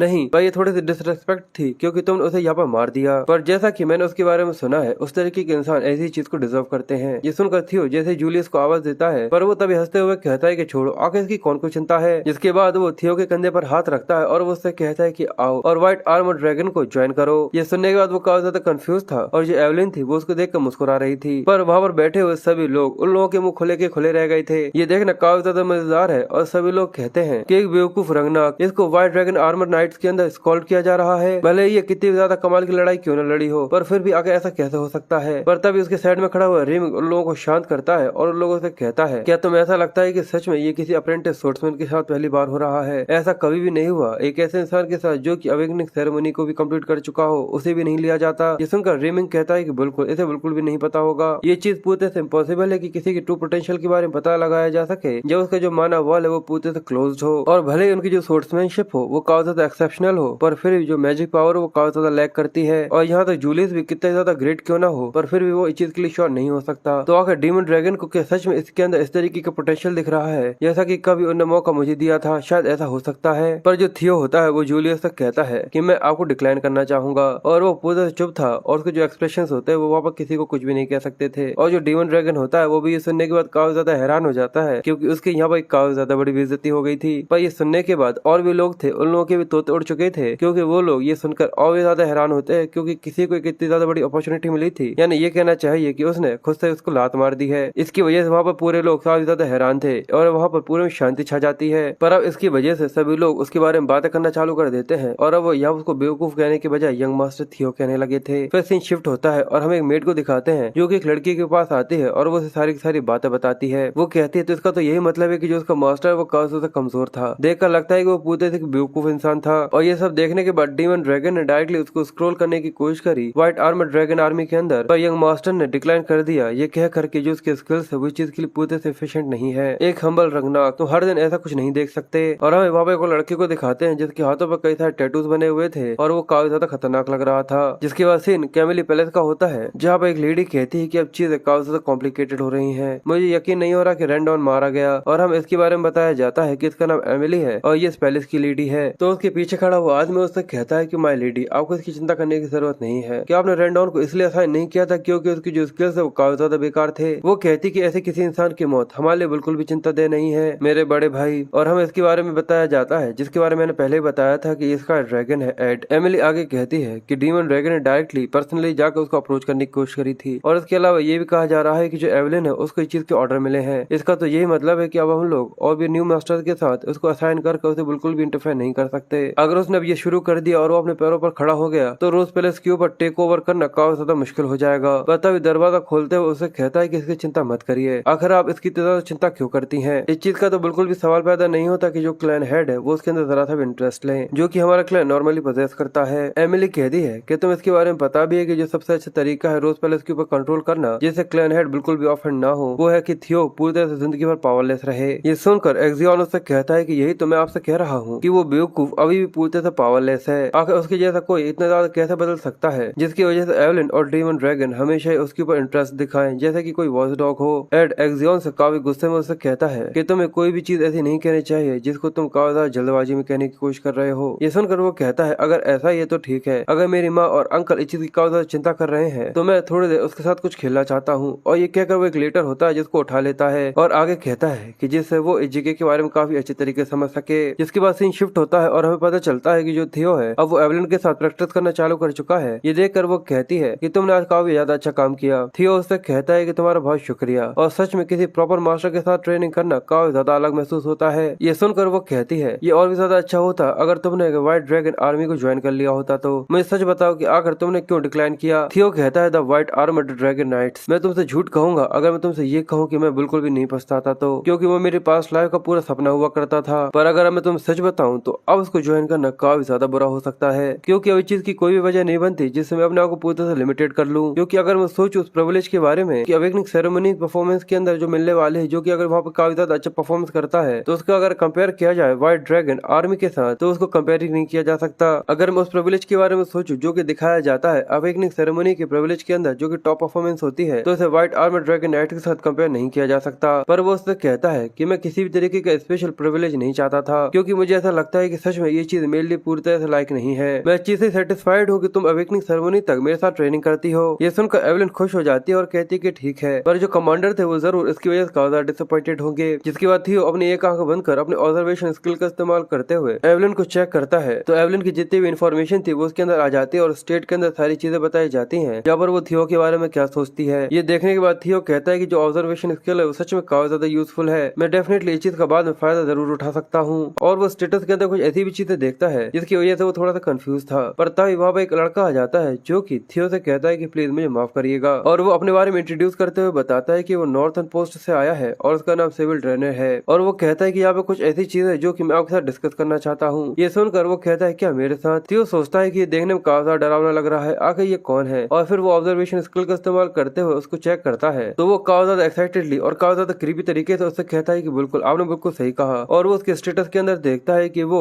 उसके अंदर यानी थियो के साथ लड़ने के लिए पूरी तरह से पागल हो रहा है। और ये जानने के बाद जो थियो की शक्ल होती है वो देखने में सच में काफी ज्यादा फनी लगती है। और अचानक थियो के सामने उसका लास्ट ट्यूटोरियल क्वेस्ट आ जाता है कि जो उसका टाइटल था इनविजिबल ऑफ द रग्नार उसे खत्म करना होगा। और उसकी जो परसेंटेज थी वो 28 पर पहुंच चुकी थी। और वो लड़का उससे कहता है कि मैं इच्छा करता हूँ कि मैं आपको फॉलो करूँ। और वो उससे कहता है कि यंग मास्टर थियो मैं आपको फॉलो करना चाहता हूँ। मैं अगर आपको सच बताऊँ तो इतने लंबे समय से मैं बस आपको इग्नोर करता था और मुझे यकीन था कि जो आपको टाइटल मिला था वो पूरी तरह परफेक्ट था। और ये सुनने के बाद थियो को सच में उसके ऊपर काफी ज्यादा गुस्सा आ रहा था। और वो लड़का आगे कहता है पर मैं ये सीखने के लिए यहाँ पर आता था कि आप हर समय यहाँ पर आते थे, पर मैं ये सीखना चाहता हूँ कि आप हर दिन हर सुबह सभी लोगों से पहले आ जाते हैं और सभी लोगों से काफी ज्यादा हार्डर ट्रेनिंग करते हैं, जिसकी वजह से जो रिजल्ट है वो काफी ज्यादा कमाल का था। और जो थियो और रैंडॉन की जो लड़ाई थी वो देखने के बाद सभी लोग वैसे भी काफी ज्यादा हैरान थे और ये देखकर वो भी काफी ज्यादा हैरान था। और वो कहता है कि उसके बाद से कि जो आपके काफी ज्यादा कमाल की ग्रोथ है उसको देखने के बाद मैं काफी ज्यादा सरप्राइज हूँ। और उसके बाद से यंग मास्टर थियो आप मेरे आइडल बन चुके हैं, इसलिए प्लीज मुझे एक मौका दे जिससे मैं अपनी तलवार को आपकी तलवार से टकरा सकूं, यानी आपके साथ एक डुएल कर सकूं। हूँ। थियो कहता है कि नॉर्मली मैं इसकी जो ट्रू इंटेंशन है उनके ऊपर काफी ज्यादा डाउट करता, पर सारी चीजें देखने के बाद ऐसा लगता है कि ये सच में काफी ज्यादा बड़ा जीनियस है। पर ये काफी ज्यादा अनएक्सपेक्टेड था, क्योंकि रेंडोंग को हराने के बाद रूमर्स पूरे में फैल चुके हैं कि जो लॉर्ड जूलियस है उनकी अटेंशन पूरे में फैल चुकी है। मुझे लगता है कि लोग इस चीज की वजह से काफी ज्यादा ओवरवेल्म हो रहे हैं कि आखिर वो किस तरीके से मुझे अटेंशन दे रहे थे। इसी वजह से वो खुद से ये चीज टेस्ट करना चाहते हैं। और हमें दिखता है कि उस लड़के के पीछे और भी कई सारे लोग थे जो कि यहाँ पर थियो से लड़ने के लिए आए हुए थे। और ये देखकर वो कहता है कि कम से कम चलो, अब रंगनाथ के अंदर ऐसे कई सारे लोग तो हैं जिनके अंदर भी खुद की प्राइड बची हुई है। और ये चीजें पूरी तरह से श्योर है कि आखिर में मुझे ऐसे कई सारे लोगों की जरूरत है जो कि मेरे साथ खड़े हों, जिससे मैं रंगनार का क्लैन हेड बन सकूं। और इसके अलावा ये क्वेस्ट जो ये मेरा फाइनल ट्यूटोरियल क्वेस्ट है कि मुझे कैसे भी कर इस टाइटल को स्केप करना है, और ये एक नई अपॉर्चुनिटी है जो कि मेरी नई जिंदगी को आगे बढ़ाने के लिए काफी ज्यादा अच्छी होगी।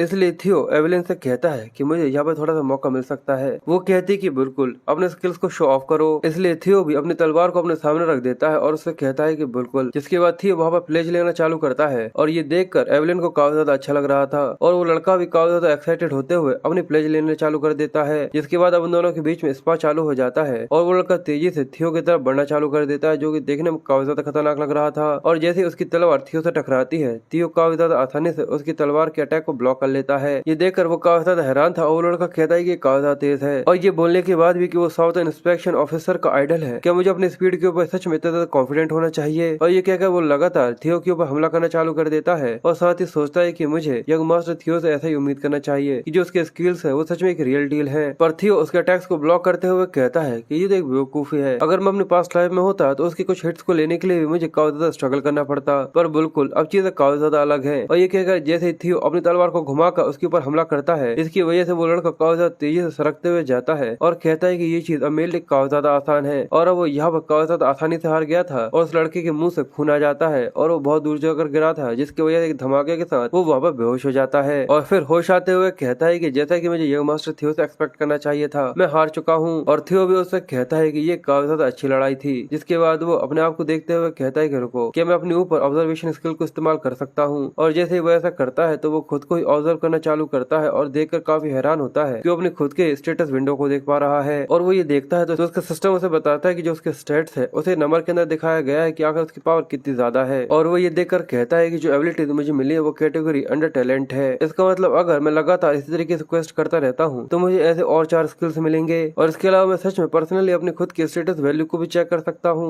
देखकर लगता है कि जो मेरे मैजिक पावर स्टेट्स है वो मेरे पास लाइफ से काफी ज्यादा अच्छा है, और मेरे पास ड्रैगन हार्ट भी है। पर आखिर नेगेटिव लक का क्या मतलब है? क्या मैं किसी तरीके श्रापित हूँ या फिर कुछ ऐसा ही? क्या अपने पास्ट लाइफ में भी मैं इतना ही ज्यादा अनलकी था इस सब की वजह से? अब मुझे कोई रास्ता देखना होगा जिससे मैं अपने लक को काफी ज्यादा तेजी से बढ़ा सकूं। और थियो अचानक ही थोड़ा सा कंफ्यूज होकर पीछे की तरफ देखता है, तो ये देखकर काफी ज्यादा हैरान था, क्योंकि वहाँ पर ऐसे कई सारे लोग खड़े हुए थे जो कि उसको ही घूर घूर कर देख रहे थे। ये देखकर वो काफी ज्यादा कंफ्यूज था। एवलिन ये देखकर कहती है कि इस चीज से फर्क नहीं पड़ता कि आखिर रैंक डाउन कितना ही कमजोर था, पर फिर भी वो एक मिड रैंक स्पोर्ट्समैन था, और थियो ने रैंक डाउन को हराया है। और इसके अलावा उसने कमांडर की अप्रूवल को भी रिसीव किया है। और जो रूल है कि जो स्ट्रॉन्ग का मोटो होता है, यहाँ पर केवल 2 रिएक्शन ही मिल सकते हैं, या तो वो लोग इससे काफी ज्यादा जलने लगे हैं, या फिर वो इसकी वजह से काफी ज्यादा एडमायर हो चुके हैं। और जिस तरीके से वो लोग यहाँ पर एक जगह पर आकर इकट्ठे हुए हैं, देखकर तो ऐसा लगता है कि जैसे कि सभी शब्द एक ही जगह पर आ गए हैं, और ऐसा लगता है कि जितने भी रूमर्स थे वो पूरे सच थे, और वो लोग बस यहाँ पर उन दोनों के बीच की लड़ाई के बारे में बात कर रहे थे। और सभी लोग बस अब यहाँ पर थियो से लड़ने के बारे में ही सोच रहे थे। वो बस ये चाहते थे कि वो एक बार उससे लड़ सके। और जो थियो था वो सभी के स्टेटस को देख रहा था कि सभी लोग काफी ज्यादा ईगर है उसे स्पा करने के लिए। थियो ये देखकर एक लंबी सी सांस लेता है, जिसके बाद वो अपने सामने खड़े हुए लड़के को बुलाता है। ये देखकर वो काफी ज्यादा कंफ्यूज था, और वो कहता है कि तुम मुझे जानते हो? वो कहता है कि मेरे सामने आओ, चलो स्पा करते हैं। ये सुनने के बाद वो अपनी प्लेज लेना चालू करता है, और थियो भी अपनी प्लेज लेता है। जिसके बाद उन दोनों के बीच में एक स्पा स्टार्ट हो जाता है, जहाँ पर उन दोनों के बीच में एक काफी ज्यादा इंटेंस बैटल चल रही थी। और इसमें जो थियो की सूट में से प्रैक्टिस थी वो काफी ज्यादा तेजी से इंक्रीज हो रही थी। और जैसे ही उसके सामने का जो लड़का था वो अपनी तलवार को घुमाता है, थियो काफी ज्यादा आसानी से जैसे उसकी तलवार उसके गले के सामने आ जाती है, वो अपनी तलवार से उसके अटैक को रोक लेता है, और काफी ज्यादा तेजी से उसकी तलवार को घुमाते हुए उसकी तलवार को उसके हाथ से छोड़वा देता है। और इसकी वजह से जो उसका स्पोर्ट्समैन का हार्ट था वो भी काफी ज्यादा तेजी से इंक्रीज हो रहा था। वो लड़का ये देखने के बाद काफी ज्यादा कंफ्यूज था, और वो यहाँ पर हार चुका था। और सिस्टम बताता है कि थियो को उस लड़के का अप्रूवल मिल चुका है, जिसकी वजह से जो उसका लक था वो 1% से बढ़ गया था। ये देखने के बाद थियो काफी ज्यादा हैरान था, और वो कहता है कि उसके अप्रूवल की वजह से मेरा लक बढ़ चुका है। तो क्या इसका मतलब ये है कि ये मेरे रेपुटेशन को भी ट्रैक करता है? और अब वो ये समझ चुका था कि आखिर उसे अपने लक को किस तरीके से बढ़ाना है, इसलिए वो एक एक कर सभी लोगों से लड़ना चालू करता है, और एक एक कर सभी लोगों को हराता जाता है। उनके बीच में काफी ज्यादा इंटेंस बैटल होती है, और एक एक कर सभी लोगों को हराते हुए उसका जो लक था वो एक एक कर बढ़ता जा रहा था, क्योंकि सभी लोग जैसे उसे यंग मास्टर मानने के लिए अप्रूव करते हैं उसका लक एक से बढ़ता जाता है और वो यहाँ पर लगातार एक एक कर सभी के साथ लड़ रहा था। और ऐसे ही देखते देखते वो सभी लोगों से लड़ चुका था। अब केवल कुछ ही लोग थे जो कि यहाँ पर उसे लड़ने के लिए बाकी थे, या फिर ये कहना चाहिए कि सभी लोग यहाँ पर हार चुके थे। थियो इस तरीके से लड़ने की वजह से काफी ज्यादा थक गया था और वो कहता है कि इस पॉइंट पर मैं सभी लोगों से काफी ज्यादा लड़ चुका हूँ और जो उसका परसेंटेज था वो बढ़कर केवल 29 पर पहुंचा था, यानी वो केवल 1% से इंक्रीज हुआ था। और अब वो ये देखकर समझ जाता है क्योंकि ये सब मुझे काफी ज्यादा आसानी से अप्रूव कर चुके हैं, इसलिए उसे एक ऐसे इंसान से लड़ने की जरूरत है जो कि काफी ज्यादा स्ट्रॉन्गर हो, और या फिर ऐसा इंसान जो कि उसे काफी ज्यादा कम आंकता हो। तभी उनके पीछे से एक लड़का आता है जो कि आते हुए कहता है, देखकर ऐसा लगता है कि तुम पहले ही काफी ज्यादा थक चुके हो। थियो पीछे की तरफ देखते हुए कहता है कि जब मुझे आराम करना होगा मैं कर लूंगा, पर मुझे अभी ऐसा नहीं करना। तो वहाँ से आते हुए वो कहता है, अगर ऐसा है तो ठीक है, मैं इस समय तुम्हें रिक्वेस्ट करता हूँ कि तुम मुझसे लड़ाई करो। और वहाँ पर आया हुआ कोई और नहीं, द सिल्वर लाइन रीमिन था। ये देखने के बाद थियो भी काफी ज्यादा हैरान हो जाता है और कहता है कि ये तो रीमिन है, ये तो द 4 हॉर्न्स में से एक है। जिसके बाद हमें नॉर्थ के 4 हॉर्न्स के बारे में बताया जाता है कि फोर्थ जिसका नाम हल्किस है, थर्ड जिसका नाम रे है, सेकंड जिसका नाम रेमिंगटन है और पहला जिसका नाम एक्सियन है। और ये टाइटल ये रेफर करता है कि ये चारों अवेकनिंग सेरेमनी जनरेशन से पहले के काफी ज्यादा स्ट्रॉन्गर लोग हैं। जिसके बाद रेमिंग अपने बारे में इंट्रोड्यूस करते हुए बताता है और कहता है कि मैं यहाँ पर अवेकनिंग सेरेमनी से पहले अपने लॉर्ड के स्वॉर्डमैनशिप को देखने के लिए आया हूँ। साथ ही वो उसे आगे कहता है कि इसके अलावा मैं तुम्हारा शुक्रिया करना चाहता हूँ क्योंकि तुमने मेरे यहाँ पे एक इच्छा को पूरा किया है जिसके लिए मैं काफी ज्यादा लंबे समय से इंतजार कर रहा था। और वो उसके स्टेटस को देखता है जहाँ पर वो काफी ज्यादा सरप्राइज था क्योंकि अचानक ही उसके सामने एक ऐसा दुश्मन अपीयर हो गया था जिसके बारे में उसने कभी भी नहीं सोचा था, यानी वो थियो के बारे में कह रहा है। जिसके बाद थियो भी अपने आप को इंट्रोड्यूस कर और प्लेज लेना चालू करता है और साथ ही सोचता है कि मैंने ऐसा कभी भी नहीं सोचा था कि जिस इंसान की मैं काफी ज्यादा रिस्पेक्ट करता हूँ एक ऐसा सोर्ट जीनियस रेमिंगटन यहाँ पर मेरे सामने आ जाएगा। मुझे ये चीज थोड़े समय के लिए इग्नोर करनी चाहिए कि मैं यहाँ पर क्वेस्ट की प्रोग्रेस को बढ़ा रहा हूँ, इसलिए वो कहता है कि ये मेरे लिए काफी ज्यादा बड़े ऑनर की बात है कि मैं एक ऐसे इंसान से लड़ाई कर रहा हूँ जो कि नार्कलो क्लैन का डिप्यूटी हेड है। साथ ही वो सोचता है कि मुझे इसके खिलाफ कैसे ही कर लड़ाई करनी होगी, जो भी सब मेरे पास है उस सबको मिलाकर। और ये सुनकर रेमिंग उससे कहता है कि मैं भी सोचता हूँ कि तुमसे मुझे काफी ज्यादा अच्छी बैटल महसूस हो। और रेमिंग कहता है कि मैं भी एक काफी ज्यादा अच्छी लड़ाई चाहता हूँ। और रेमिंग अपने सामने बढ़ते हुए रेमिंग को देखते हुए कहता है कि मैं सच में जो मैं अभी हूँ मैं यहाँ पर रहकर रेमिंग को हरा सकता हूँ, क्योंकि उसके अंदर से निकलने वाली जो एनर्जी होती है वो सच में एक सिल्वर लाइन की होती है जो कि सच में काफी ज्यादा ओवरवेलमिंग थी। और जैसे उन दोनों की तलवारें टकराती हैं उन दोनों के अंदर से प्रेशर निकलना चालू होता है और उसका जो स्टेटस था उसकी परसेंटेज 30 से बढ़ चुकी थी और उसका जो परसेंटेज था वो 30 पर पहुंच चुका था। पर हमें दिखाते हैं कि थियो और रेमिन जो एक दूसरे से लड़ रहे थे उन दोनों के बीच में जो रेमिन की तलवार थी वो यहाँ पर क्रैक हो जाती है, यहाँ पर टूट जाती है। ये देखने के बाद सभी लोग काफी ज्यादा हैरान थे क्योंकि जो थियो की तलवार थी वो उसके टकराने की वजह से यहाँ पर टूट गई थी और रेमिंग ने अपनी तलवार को थियो के गले पर रख दिया था। सभी लोग काफी हैरान थे और कहते हैं कि यंग मास्टर थियो यहाँ पर हार चुके हैं, पर किसी को भी अपनी आंखों पर भरोसा नहीं हो रहा था और वो कहते हैं भाई ये तो एक ऑब्वियस रिजल्ट था, इस चीज से फर्क नहीं पड़ता कि यंग मास्टर कितने भी ज्यादा बढ़ चुके हों, पर फिर भी ये चीज तो पूरी नामुमकिन है कि वो स्ट्रॉन्गेस्ट जनरेशन के किसी इंसान को इतनी आसानी से हरा सके। पर वो लड़का चिल्लाते हुए कहता है कि पर जो फाइटिंग स्पिरिट यंग मास्टर की है वो काफी ज्यादा खतरनाक है। पर अचानक उन लोगों के कानों में एक आवाज सुनाई देती है कि मैं यहाँ पर अपनी हार मानता हूँ। ये सुनकर सभी लोग काफी ज्यादा हैरान थे क्योंकि जो रेमिंग था वो यहाँ पर हार मान चुका था और वो कहता है कि ये काफी ज्यादा कमाल का डुअल था कि जो तलवार तुम यहाँ पर इस्तेमाल कर रहे थे वो पहले से ही काफी ज्यादा खराब हो चुकी थी और इस चीज के बारे में तो मेंशन नहीं किया गया कि तुम पहले से ही थके हुए थे, इसलिए ये डुअल यहाँ पर मेरी हार होती है। थियो कहता है कि बैटलफील्ड के अंदर ऐसा कोई भी नहीं होता जो कि इस तरीके की कंसंट्रेशन को रखे, मेरी हार तभी हो चुकी थी जब मैंने इस तलवार को मेरे लिए चुना था। अब ये बोलकर वो दोनों ही शांत हो जाते हैं, जिसके बाद वो दोनों एक दूसरे के साथ हाथ मिलाते हैं और रेमिंग उससे कहता है कि मैं उम्मीद करता हूँ कि अगली बार हम दोनों के बीच में काफी ज्यादा अच्छा डुअल होगा। ये सुनकर वो कहता है कि मैं भी, और उन दोनों को इस तरीके से एक दूसरे के साथ हाथ मिलाता हुआ देखकर सभी लोग काफी ज्यादा सरप्राइज होते हैं और अब उसकी जो परसेंटेज थी वो धीरे धीरे करके बढ़ने लगी थी और अब वो 35 पर आ गई थी।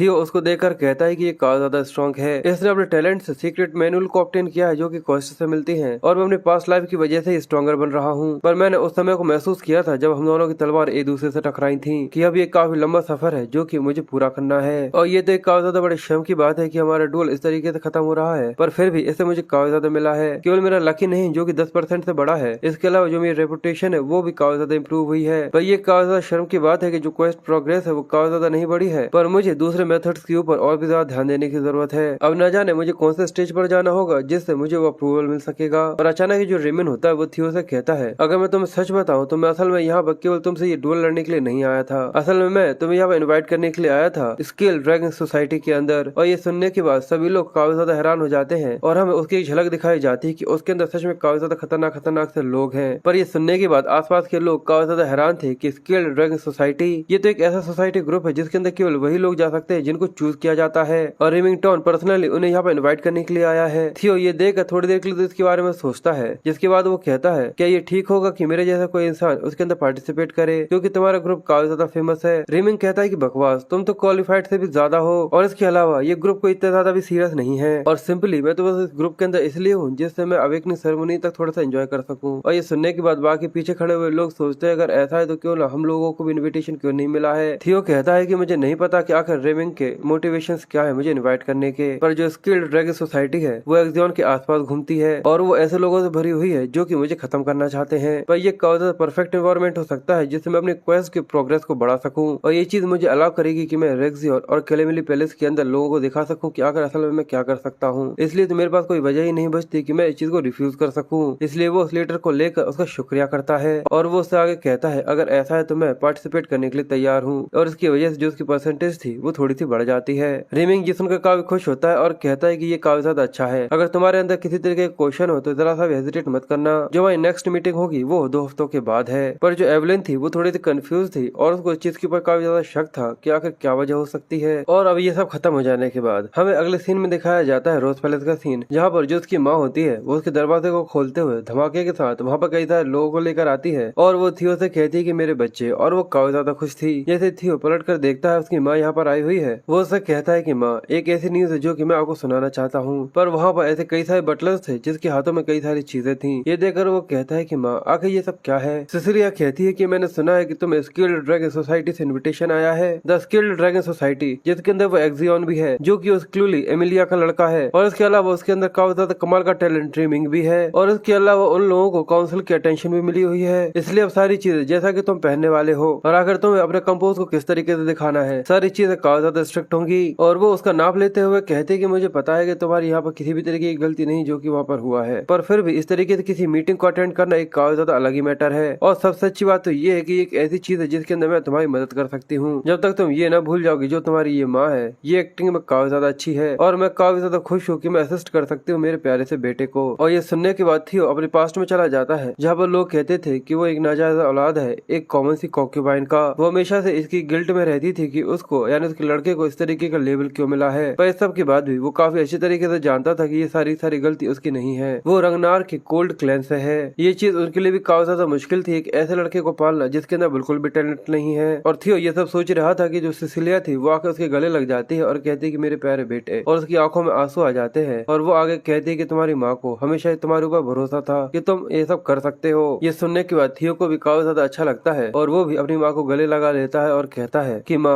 आपको अब इन सब चीजों की चिंता करने की बिल्कुल भी जरूरत नहीं है। और सच में ये उन दोनों के लिए काफी ज्यादा इमोशनल सीन था। सिसिलिया कहती है कि मेरा लड़का अब सच में स्किल्ड ड्रैगन सोसाइटी को ज्वाइन करने वाला है और उसके दिमाग में तो स्किल्ड ड्रैगन सोसाइटी के लिए कुछ और ही चल रहा था। जिसके बाद हमें 2 हफ्तों के बाद का सीन दिखाया जाता है कि इस रात स्किल्ड ड्रैगन सोसाइटी के अंदर एक बैंक्वेट होने वाली है। रिमिंग कैरेज लेकर वहाँ पर खड़ा हुआ था और वो थियो का ही वेट कर रहा था और जैसे ही वो सामने की तरफ देखता है तो जो थियो था वो काफी ज्यादा शानदार जैसे रॉयल टाइप के कपड़े होते हैं उनको पहने हुए आ रहा था और वो देखने में काफी ज्यादा अच्छा लग रहा था और उसके चेहरे पर मुस्कुराहट भी थी। वो थियो को देखकर कहता है कि यंग मास्टर तुम सच में बिल्कुल ऐसा लग रहा है जैसे कोई नए इंसान हो। ये देखकर थियो उससे कहता है कि तुम भी यहाँ पर मुझे टीज कर रहे हो, तो वो कहता है कि नहीं मैं तो बस काफी ज्यादा जेनरस हूँ आपके बाद। और वो कहकर गेट खोलता है। थियो कहता है कि इसकी बातों में यहाँ पर पॉइंट है क्योंकि मैं पहले से लंबा ही नहीं हो गया हूँ, जो मेरी मसल्स है वो पहले से काफी ज्यादा डेवलप हो गई है और ये रिजल्ट है मेरे 2 हफ्ते तक लगातार ट्रेनिंग करने का। और उस समय पर रिमिंग हर दिन मुझसे मिलने के लिए आता था जिसकी वजह से हम लोग पहले से काफी ज्यादा करीब हो चुके हैं, यानी हम लोग दोस्त बन चुके हैं। और उनके बारे में तो मैंने कहा ही नहीं कि वो फॉलोवर्स जिनको अब तक मैं गेन कर चुका हूँ। एवलिन भी ये देखकर कहती है कि मैंने सोचा था कि मैं केवल कुछ समय के लिए यंग मास्टर केवल थियो को यहाँ पर ट्रेन करने वाली हूँ, पर आखिर में मेरे पास इतने सारे बेवकूफ कहाँ से आ गए। और रिमेनिंग भी वहाँ पर आ गया था जिसकी वजह से एवलिन काफी ज्यादा परेशान थी। और थियो कहता है कि सच में इन 2 हफ्तों में मैं काफी ज्यादा थक चुका हूँ। अब रिमिंग उससे बात करना चालू करता है जहाँ पर वो उससे कहता है कि मैंने सुना है कि ये तुम्हारा पहला फॉर्मल बैंक्वेट था। वो कहता है कि हाँ। रिमिंग कहता है तो तुम्हें ज्यादा नर्वस होने की जरूरत नहीं है, मुझे पता है कि तुमने काफी अच्छा किया है, पर केवल एक ही चीज है जिसके ऊपर तुम्हें ध्यान देना होगा। ये सुनकर वो थोड़ा सा कंफ्यूज था, पर जो मेरा दोस्त एक्सियन है वो काफी मिस्चीवियस इंसान है। पर असल में एक्सियन ने मुझे वो इन्विटेशन दिया था क्योंकि उसने कहा था कि वो तुमसे मिलना चाहता है, इसलिए मैं उम्मीद करूंगा कि तुम उसके बारे में ज्यादा हार्शली नहीं सोचोगे और उसने बैंक्वेट तुम्हारे लिए ही तैयार करी है। ये सुनने के बाद वो काफी ज्यादा कंफ्यूज था और वो सोचता है यानी क्या वो रिमिंग नहीं था जिसने मुझे इनवाइट किया है बल्कि एक्सियन था। और इसकी वजह से थियो के चेहरे पर मुस्कुराहट आ जाती है और वो इसके बारे में सोचते हुए कहता है यानी अब चीजें काफी ज्यादा अच्छी जाने वाली हैं और इसलिए वो कहता है कि मैं इसका ध्यान रखूंगा और मैं उसकी काफी ज्यादा बेइज्जती करने के लिए पूरी तरह से तैयार हूँ। जिसके बाद हमें एक्सियन का सीन दिखाते हैं जो कि ड्रिंक करते हुए कहता है कि वो बेकार था कचरा, लगता है कि एक नए खिलौने के साथ खेलने में काफी ज्यादा मजा आएगा। जिसके बाद हमें बाहर का सीन दिखाते हैं जहाँ पर कैरेज रुक चुका था और रीमिंग उससे कहता है कि मास्टर हम लोग यहाँ पर आ चुके हैं। जैसे वो लोग कैरेज से बाहर आते हैं और वो अपने सामने देखता है कि वहाँ पे एक काफी ज्यादा बड़ा कैसल है और वही कमेलिया पैलेस है और यहीं पर वो लोग रहते हैं जिन लोगों ने रेंडोन को उसके पीछे लगाया था जिससे वो उसकी ग्रोथ को यहाँ पर इंटरफेयर कर सके। और यही वो लोग जिन आखिर में उसे उसकी माँ को और पूरे रोज पैलेस को तबाह कर दिया था। रीमिंग उससे कहता है क्या हम अंदर चलें? वो कहता है कि हाँ बिल्कुल। रीमिंग उसे आगे बताता है कि मैंने सुना है कि एक्सियन पर्सनली यहाँ पर आकर तुम्हें ग्रीट करना चाहता है, तो मुझे ऐसा लगता है कि वो एंट्रेंस पे जरूर हमारा वेट कर रहा होगा। पर थियो सोचता है कि ये चीज तो काफी ज्यादा ऑब्वियस है कि आखिर एक्सियन ने मुझे यहाँ पर क्यों बुलाया है, क्योंकि जब से रंगनाक एक इनविजिबल काफी ज्यादा एक्टिंग करने लगा है तो जरूर मेरी ट्रिक्स को देखने के लिए कि आखिर मैं किस तरीके से ये सब कर रहा हूँ वो जानने की कोशिश करेगा। पर ऐसा बिल्कुल भी नहीं है कि मैं यहाँ पर बिना किसी प्लान के आ गया हूँ। मैं तुम्हें इस चीज का एहसास कराऊंगा एक्सियन कि अगर तुम यहाँ पर किसी को ट्रिम करने की कोशिश कर रहे हो। पर तभी उसे किसी चीज का एहसास होता है और वो ऊपर से एक लाइट को आता हुआ देखकर कहता है कि ये तो वही ब्लू लाइट है जो कि क्वेस्ट से निकलती है। तो क्या कैमेलिया पैलेस के अंदर किसी तरीके का क्वेस्ट है? पर तभी जो रीमिंग होता है वो घबराते हुए थियो को आवाज देता है। ये सुनकर जैसे वो पीछे की तरफ देखता है तभी वहाँ पे काफी ज्यादा बड़ा धमाका हुआ था। ये देखकर रीमिंग काफी ज्यादा हैरान था और वो उससे कहता है कि थियो, पर वो उससे कहता है कि मैं पूरी तरह से ठीक हूँ क्योंकि ये केवल आटा है। और रीमिंग गुस्से में ऊपर की तरफ चिल्लाते हुए कहता है कि आखिर तुम क्या सोच रहे हो कि आखिर तुमने ये क्या किया है? और थियो कहता है कि मैं बिल्कुल भी इसे डॉज नहीं कर पाता और मुझे हिट लग जाता अगर मैं अपनी प्रीवियस लाइफ के अंदर होता। मुझे ऐसा लगा था कि रीमिंग भी इस समय मिला हुआ है, पर इसको देख ऐसा नहीं लगता कि असल में कुछ ऐसा है, क्योंकि वो उसके स्टेटस को देख रहा था, क्योंकि वो भी यहाँ पर काफी ज्यादा कंफ्यूज था। और थियो ऊपर की तरफ देखते हुए कहता है यानी यहाँ पर फ्लोर के साथ मेरा स्वागत हो रहा है और वो जो कि यहाँ पर सच में कुछ ऐसा कर सकता है वो केवल एक इंसान है। और एक्सियन बाहर आते हुए उससे कहता है कि तुम्हें क्या लगता है ये तो केवल दोस्तों के बीच में एक ग्रीटिंग है, पर जिस तरीके से तुम्हारे कंसर्न लग रहे हैं ऐसा लगता है कि तुम मना कर रहे हो। पर रीमिंग उसमें चिल्लाते हुए कहता है कि ग्रीटिंग आखिर तुम्हारा मतलब क्या है? तो एक्सियन गुस्से में चिल्लाते हुए कहता है कि तुम इस तरीके से एक्टिंग कर रहे हो जैसे कि तुम काफी ज्यादा गुस्सा हो। पर एक्सियन चिल्लाते हुए कहता है कि तुम सच में इसकी वजह से काफी ज्यादा गुस्सा हो, ये तो बस दो भाइयों के बीच में एक ग्रीटिंग थी तो इसको इस तरीके से ही रखो। और थियो जो उसका स्टेटस होता है उसको पढ़ लेता है जिसमें वो केवल उसको एक टॉय की तरह देख रहा था जिससे वो खेलना चाहता है। इसके बारे में पढ़कर वो थोड़ा कंफ्यूज था पर फिर वो मुस्कुराते हुए उसका शुक्रिया करता है। एक्सियन ये सुनकर कंफ्यूज था और वो कहता है क्या शुक्रिया? थियो कहता है कि बिल्कुल, जिस तरीके से तुम मेरा स्वागत कर रहे हो मुझे तुम्हारा शुक्रिया करना चाहिए, मैं आज की पार्टी में काफी ज्यादा ध्यान दूंगा। ये सुनने के बाद एक्सियन काफी ज्यादा हैरान था और वो मुस्कुराते हुए कहता है तुम सच में काफी ज्यादा मजेदार हो गए हो जब से मैंने तुम्हें देखा नहीं है। जिसके बाद वो बैंक्वेट के अंदर आ जाता है जहाँ पर सभी लोग उसी को ही देख रहे थे और वहाँ पर अपनी पार्टी को एंजॉय कर रहे थे। पर वो लोग थियो के बारे में कह रहे थे कि आखिर एक्सियन यहाँ पर क्या सोच रहा है। इसके अलावा ये भी तो एक डायरेक्ट ब्लड लाइन ही है, पर फिर भी इनविजिबल को किल ड्रैगन सोसाइटी के अंदर इनवाइट करना, पर क्या तुमने पहले देखा नहीं था? वो इस तरीके से ट्रीट करता है जैसे कि वो उसका एक टॉय हो। रीमिंग थियो से माफी मांगते हुए कहता है कि मुझे एक बार और माफ कर देना क्योंकि वो हमेशा इस तरीके से नहीं रहते। थियो उससे कहता है कि ये ठीक है, मैं सच बताऊं तो मैं काफी ज्यादा ग्रेटफुल हूँ। ये सुनकर वो थोड़ा सा कंफ्यूज था और वो सोचता है तुम्हें जितना बोलना है तुम उतना बोल सकते हो, तुम अभी जितनी मेरे बारे में बकवास करना चाहो उतना कर सकते हो क्योंकि बाद में मैं इस मुंह को वापस तबाह कर दूंगा। पर मैं इसके अलावा उस लोकेशन को देखना चाहता हूँ कि आखिर वो लाइट जो ब्लू लाइट आ रही थी वो कौन सी डायरेक्शन से आ रही थी। मैं पूरी तरह से श्योर हूँ कि जरूर वहाँ पर एक क्वेस्ट होगा, पर मैं नेचुरली वहाँ पर जाकर उस चीज को अप्रोच नहीं कर सकता। और ये कहते हुए वो ड्रिंक कर रहा था पर तभी एक्सियन वहाँ पर आ जाता है जो कि उससे कहता है तो कैसा है, क्या तुम इस पार्टी को एंजॉय कर रहे हो? थियो अपने आप को शांत रखते हुए कहता है कि मुझे वैसा करना होगा जैसा कि मैंने प्लान किया है, इसलिए वो उससे कहता है कि बिल्कुल, यहाँ पर इनवाइट करने के लिए तुम्हारा बहुत बहुत शुक्रिया। वो कहता है कि ठीक है, पर जो पहले हुआ था प्लीज उसके लिए मुझे माफ कर देना, मुझे लगता है कि मैंने कुछ जरूर से ज्यादा ही कर दिया था, तो क्या तुम मेरी अपॉलॉजी को यहाँ पे एक्सेप्ट करते हो? मैंने बिल्कुल सही कहा ना? और ये कहकर वो उसके गले लग जाता है। रीमिंग ये देख एक्सियन को चिल्लाता है तो वो उससे कहता है कि अपॉलॉजी क्यों? ये सुनकर जो रीमिंग था वो थोड़ा सा कंफ्यूज था और वो कहता है कि मुझे तो बस याद है कि तुमने मुझे यहाँ पर ग्रीट किया था। एक्सियन ये सुनने के बाद काफी कंफ्यूज था और वो कहता है कि क्या? और वो हंसते हुए पीठ थपथपाते हुए उससे कहता है कि देखो तो हमारे थियो को, तुम तो काफी ज्यादा मजेदार हो, मैंने सोचा नहीं था कि तुम सच में ऐसे हो सकते हो, तुम तो पिछली बार जब मैंने तुम्हें देखा तो उससे काफी ज्यादा बदल चुके हो, मैं तुम्हें पहले से और भी ज्यादा पसंद करने लगा हूँ। और ये सुनने के बाद वहाँ पर खड़े हुए जो लोग थे वो देखकर एक इवल से स्माइल देना चालू करते हैं और कहते हैं जरा देखो तो जिस तरीके से ये यहाँ पर मुस्कुरा रहा है और एक्टिंग कर रहा है, ऐसा लगता है कि ये किसी तरीके की एक्सियन की बिच है, एक नाजायज औलाद जिसके पास किसी तरीके की जड़ ना हो, वो किसी नोबल ब्लड लाइन के खिलाफ कुछ कर ही नहीं सकता।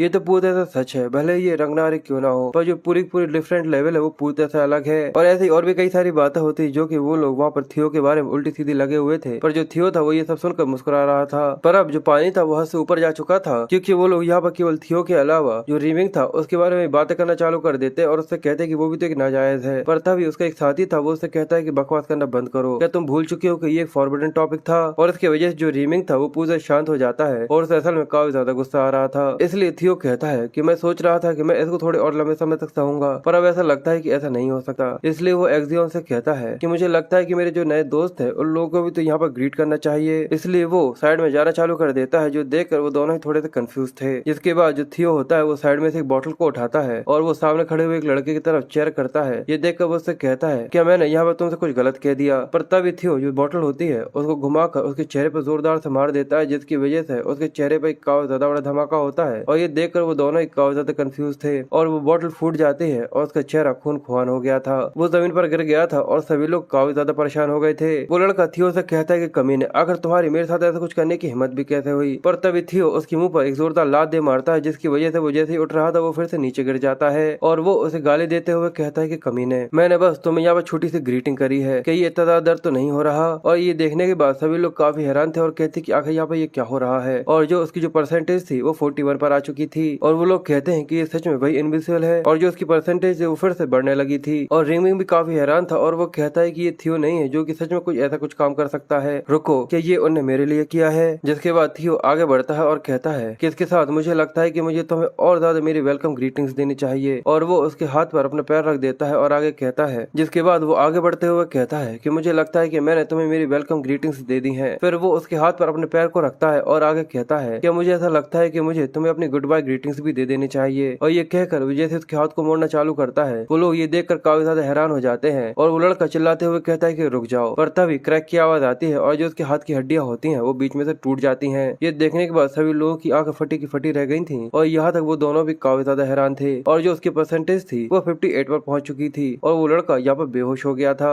और अब थियो उस लड़के को यहाँ पर छोड़ देता है, जिसके बाद बड़ी स्टाइल में खड़ा होते हुए उससे कहता है कि यहाँ पर कोई और भी है जो कि मुझसे हेलो कहना चाहता है। और अब उसकी परसेंटेज 66 पर पहुंच गई थी और अचानक ही वहाँ पर 4 गार्ड्स होते हैं जो कि जंप करते हुए उसको घेर लेते हैं और फिर अपनी तलवारों को निकाल कर जल्दी से आकर थियो के गले पर रख देते हैं और उससे कहते हैं कि ये मास्टर को हर्ट करने के पाप में तुम्हें यहाँ पर सजा के तौर पर अपनी जान देनी होगी।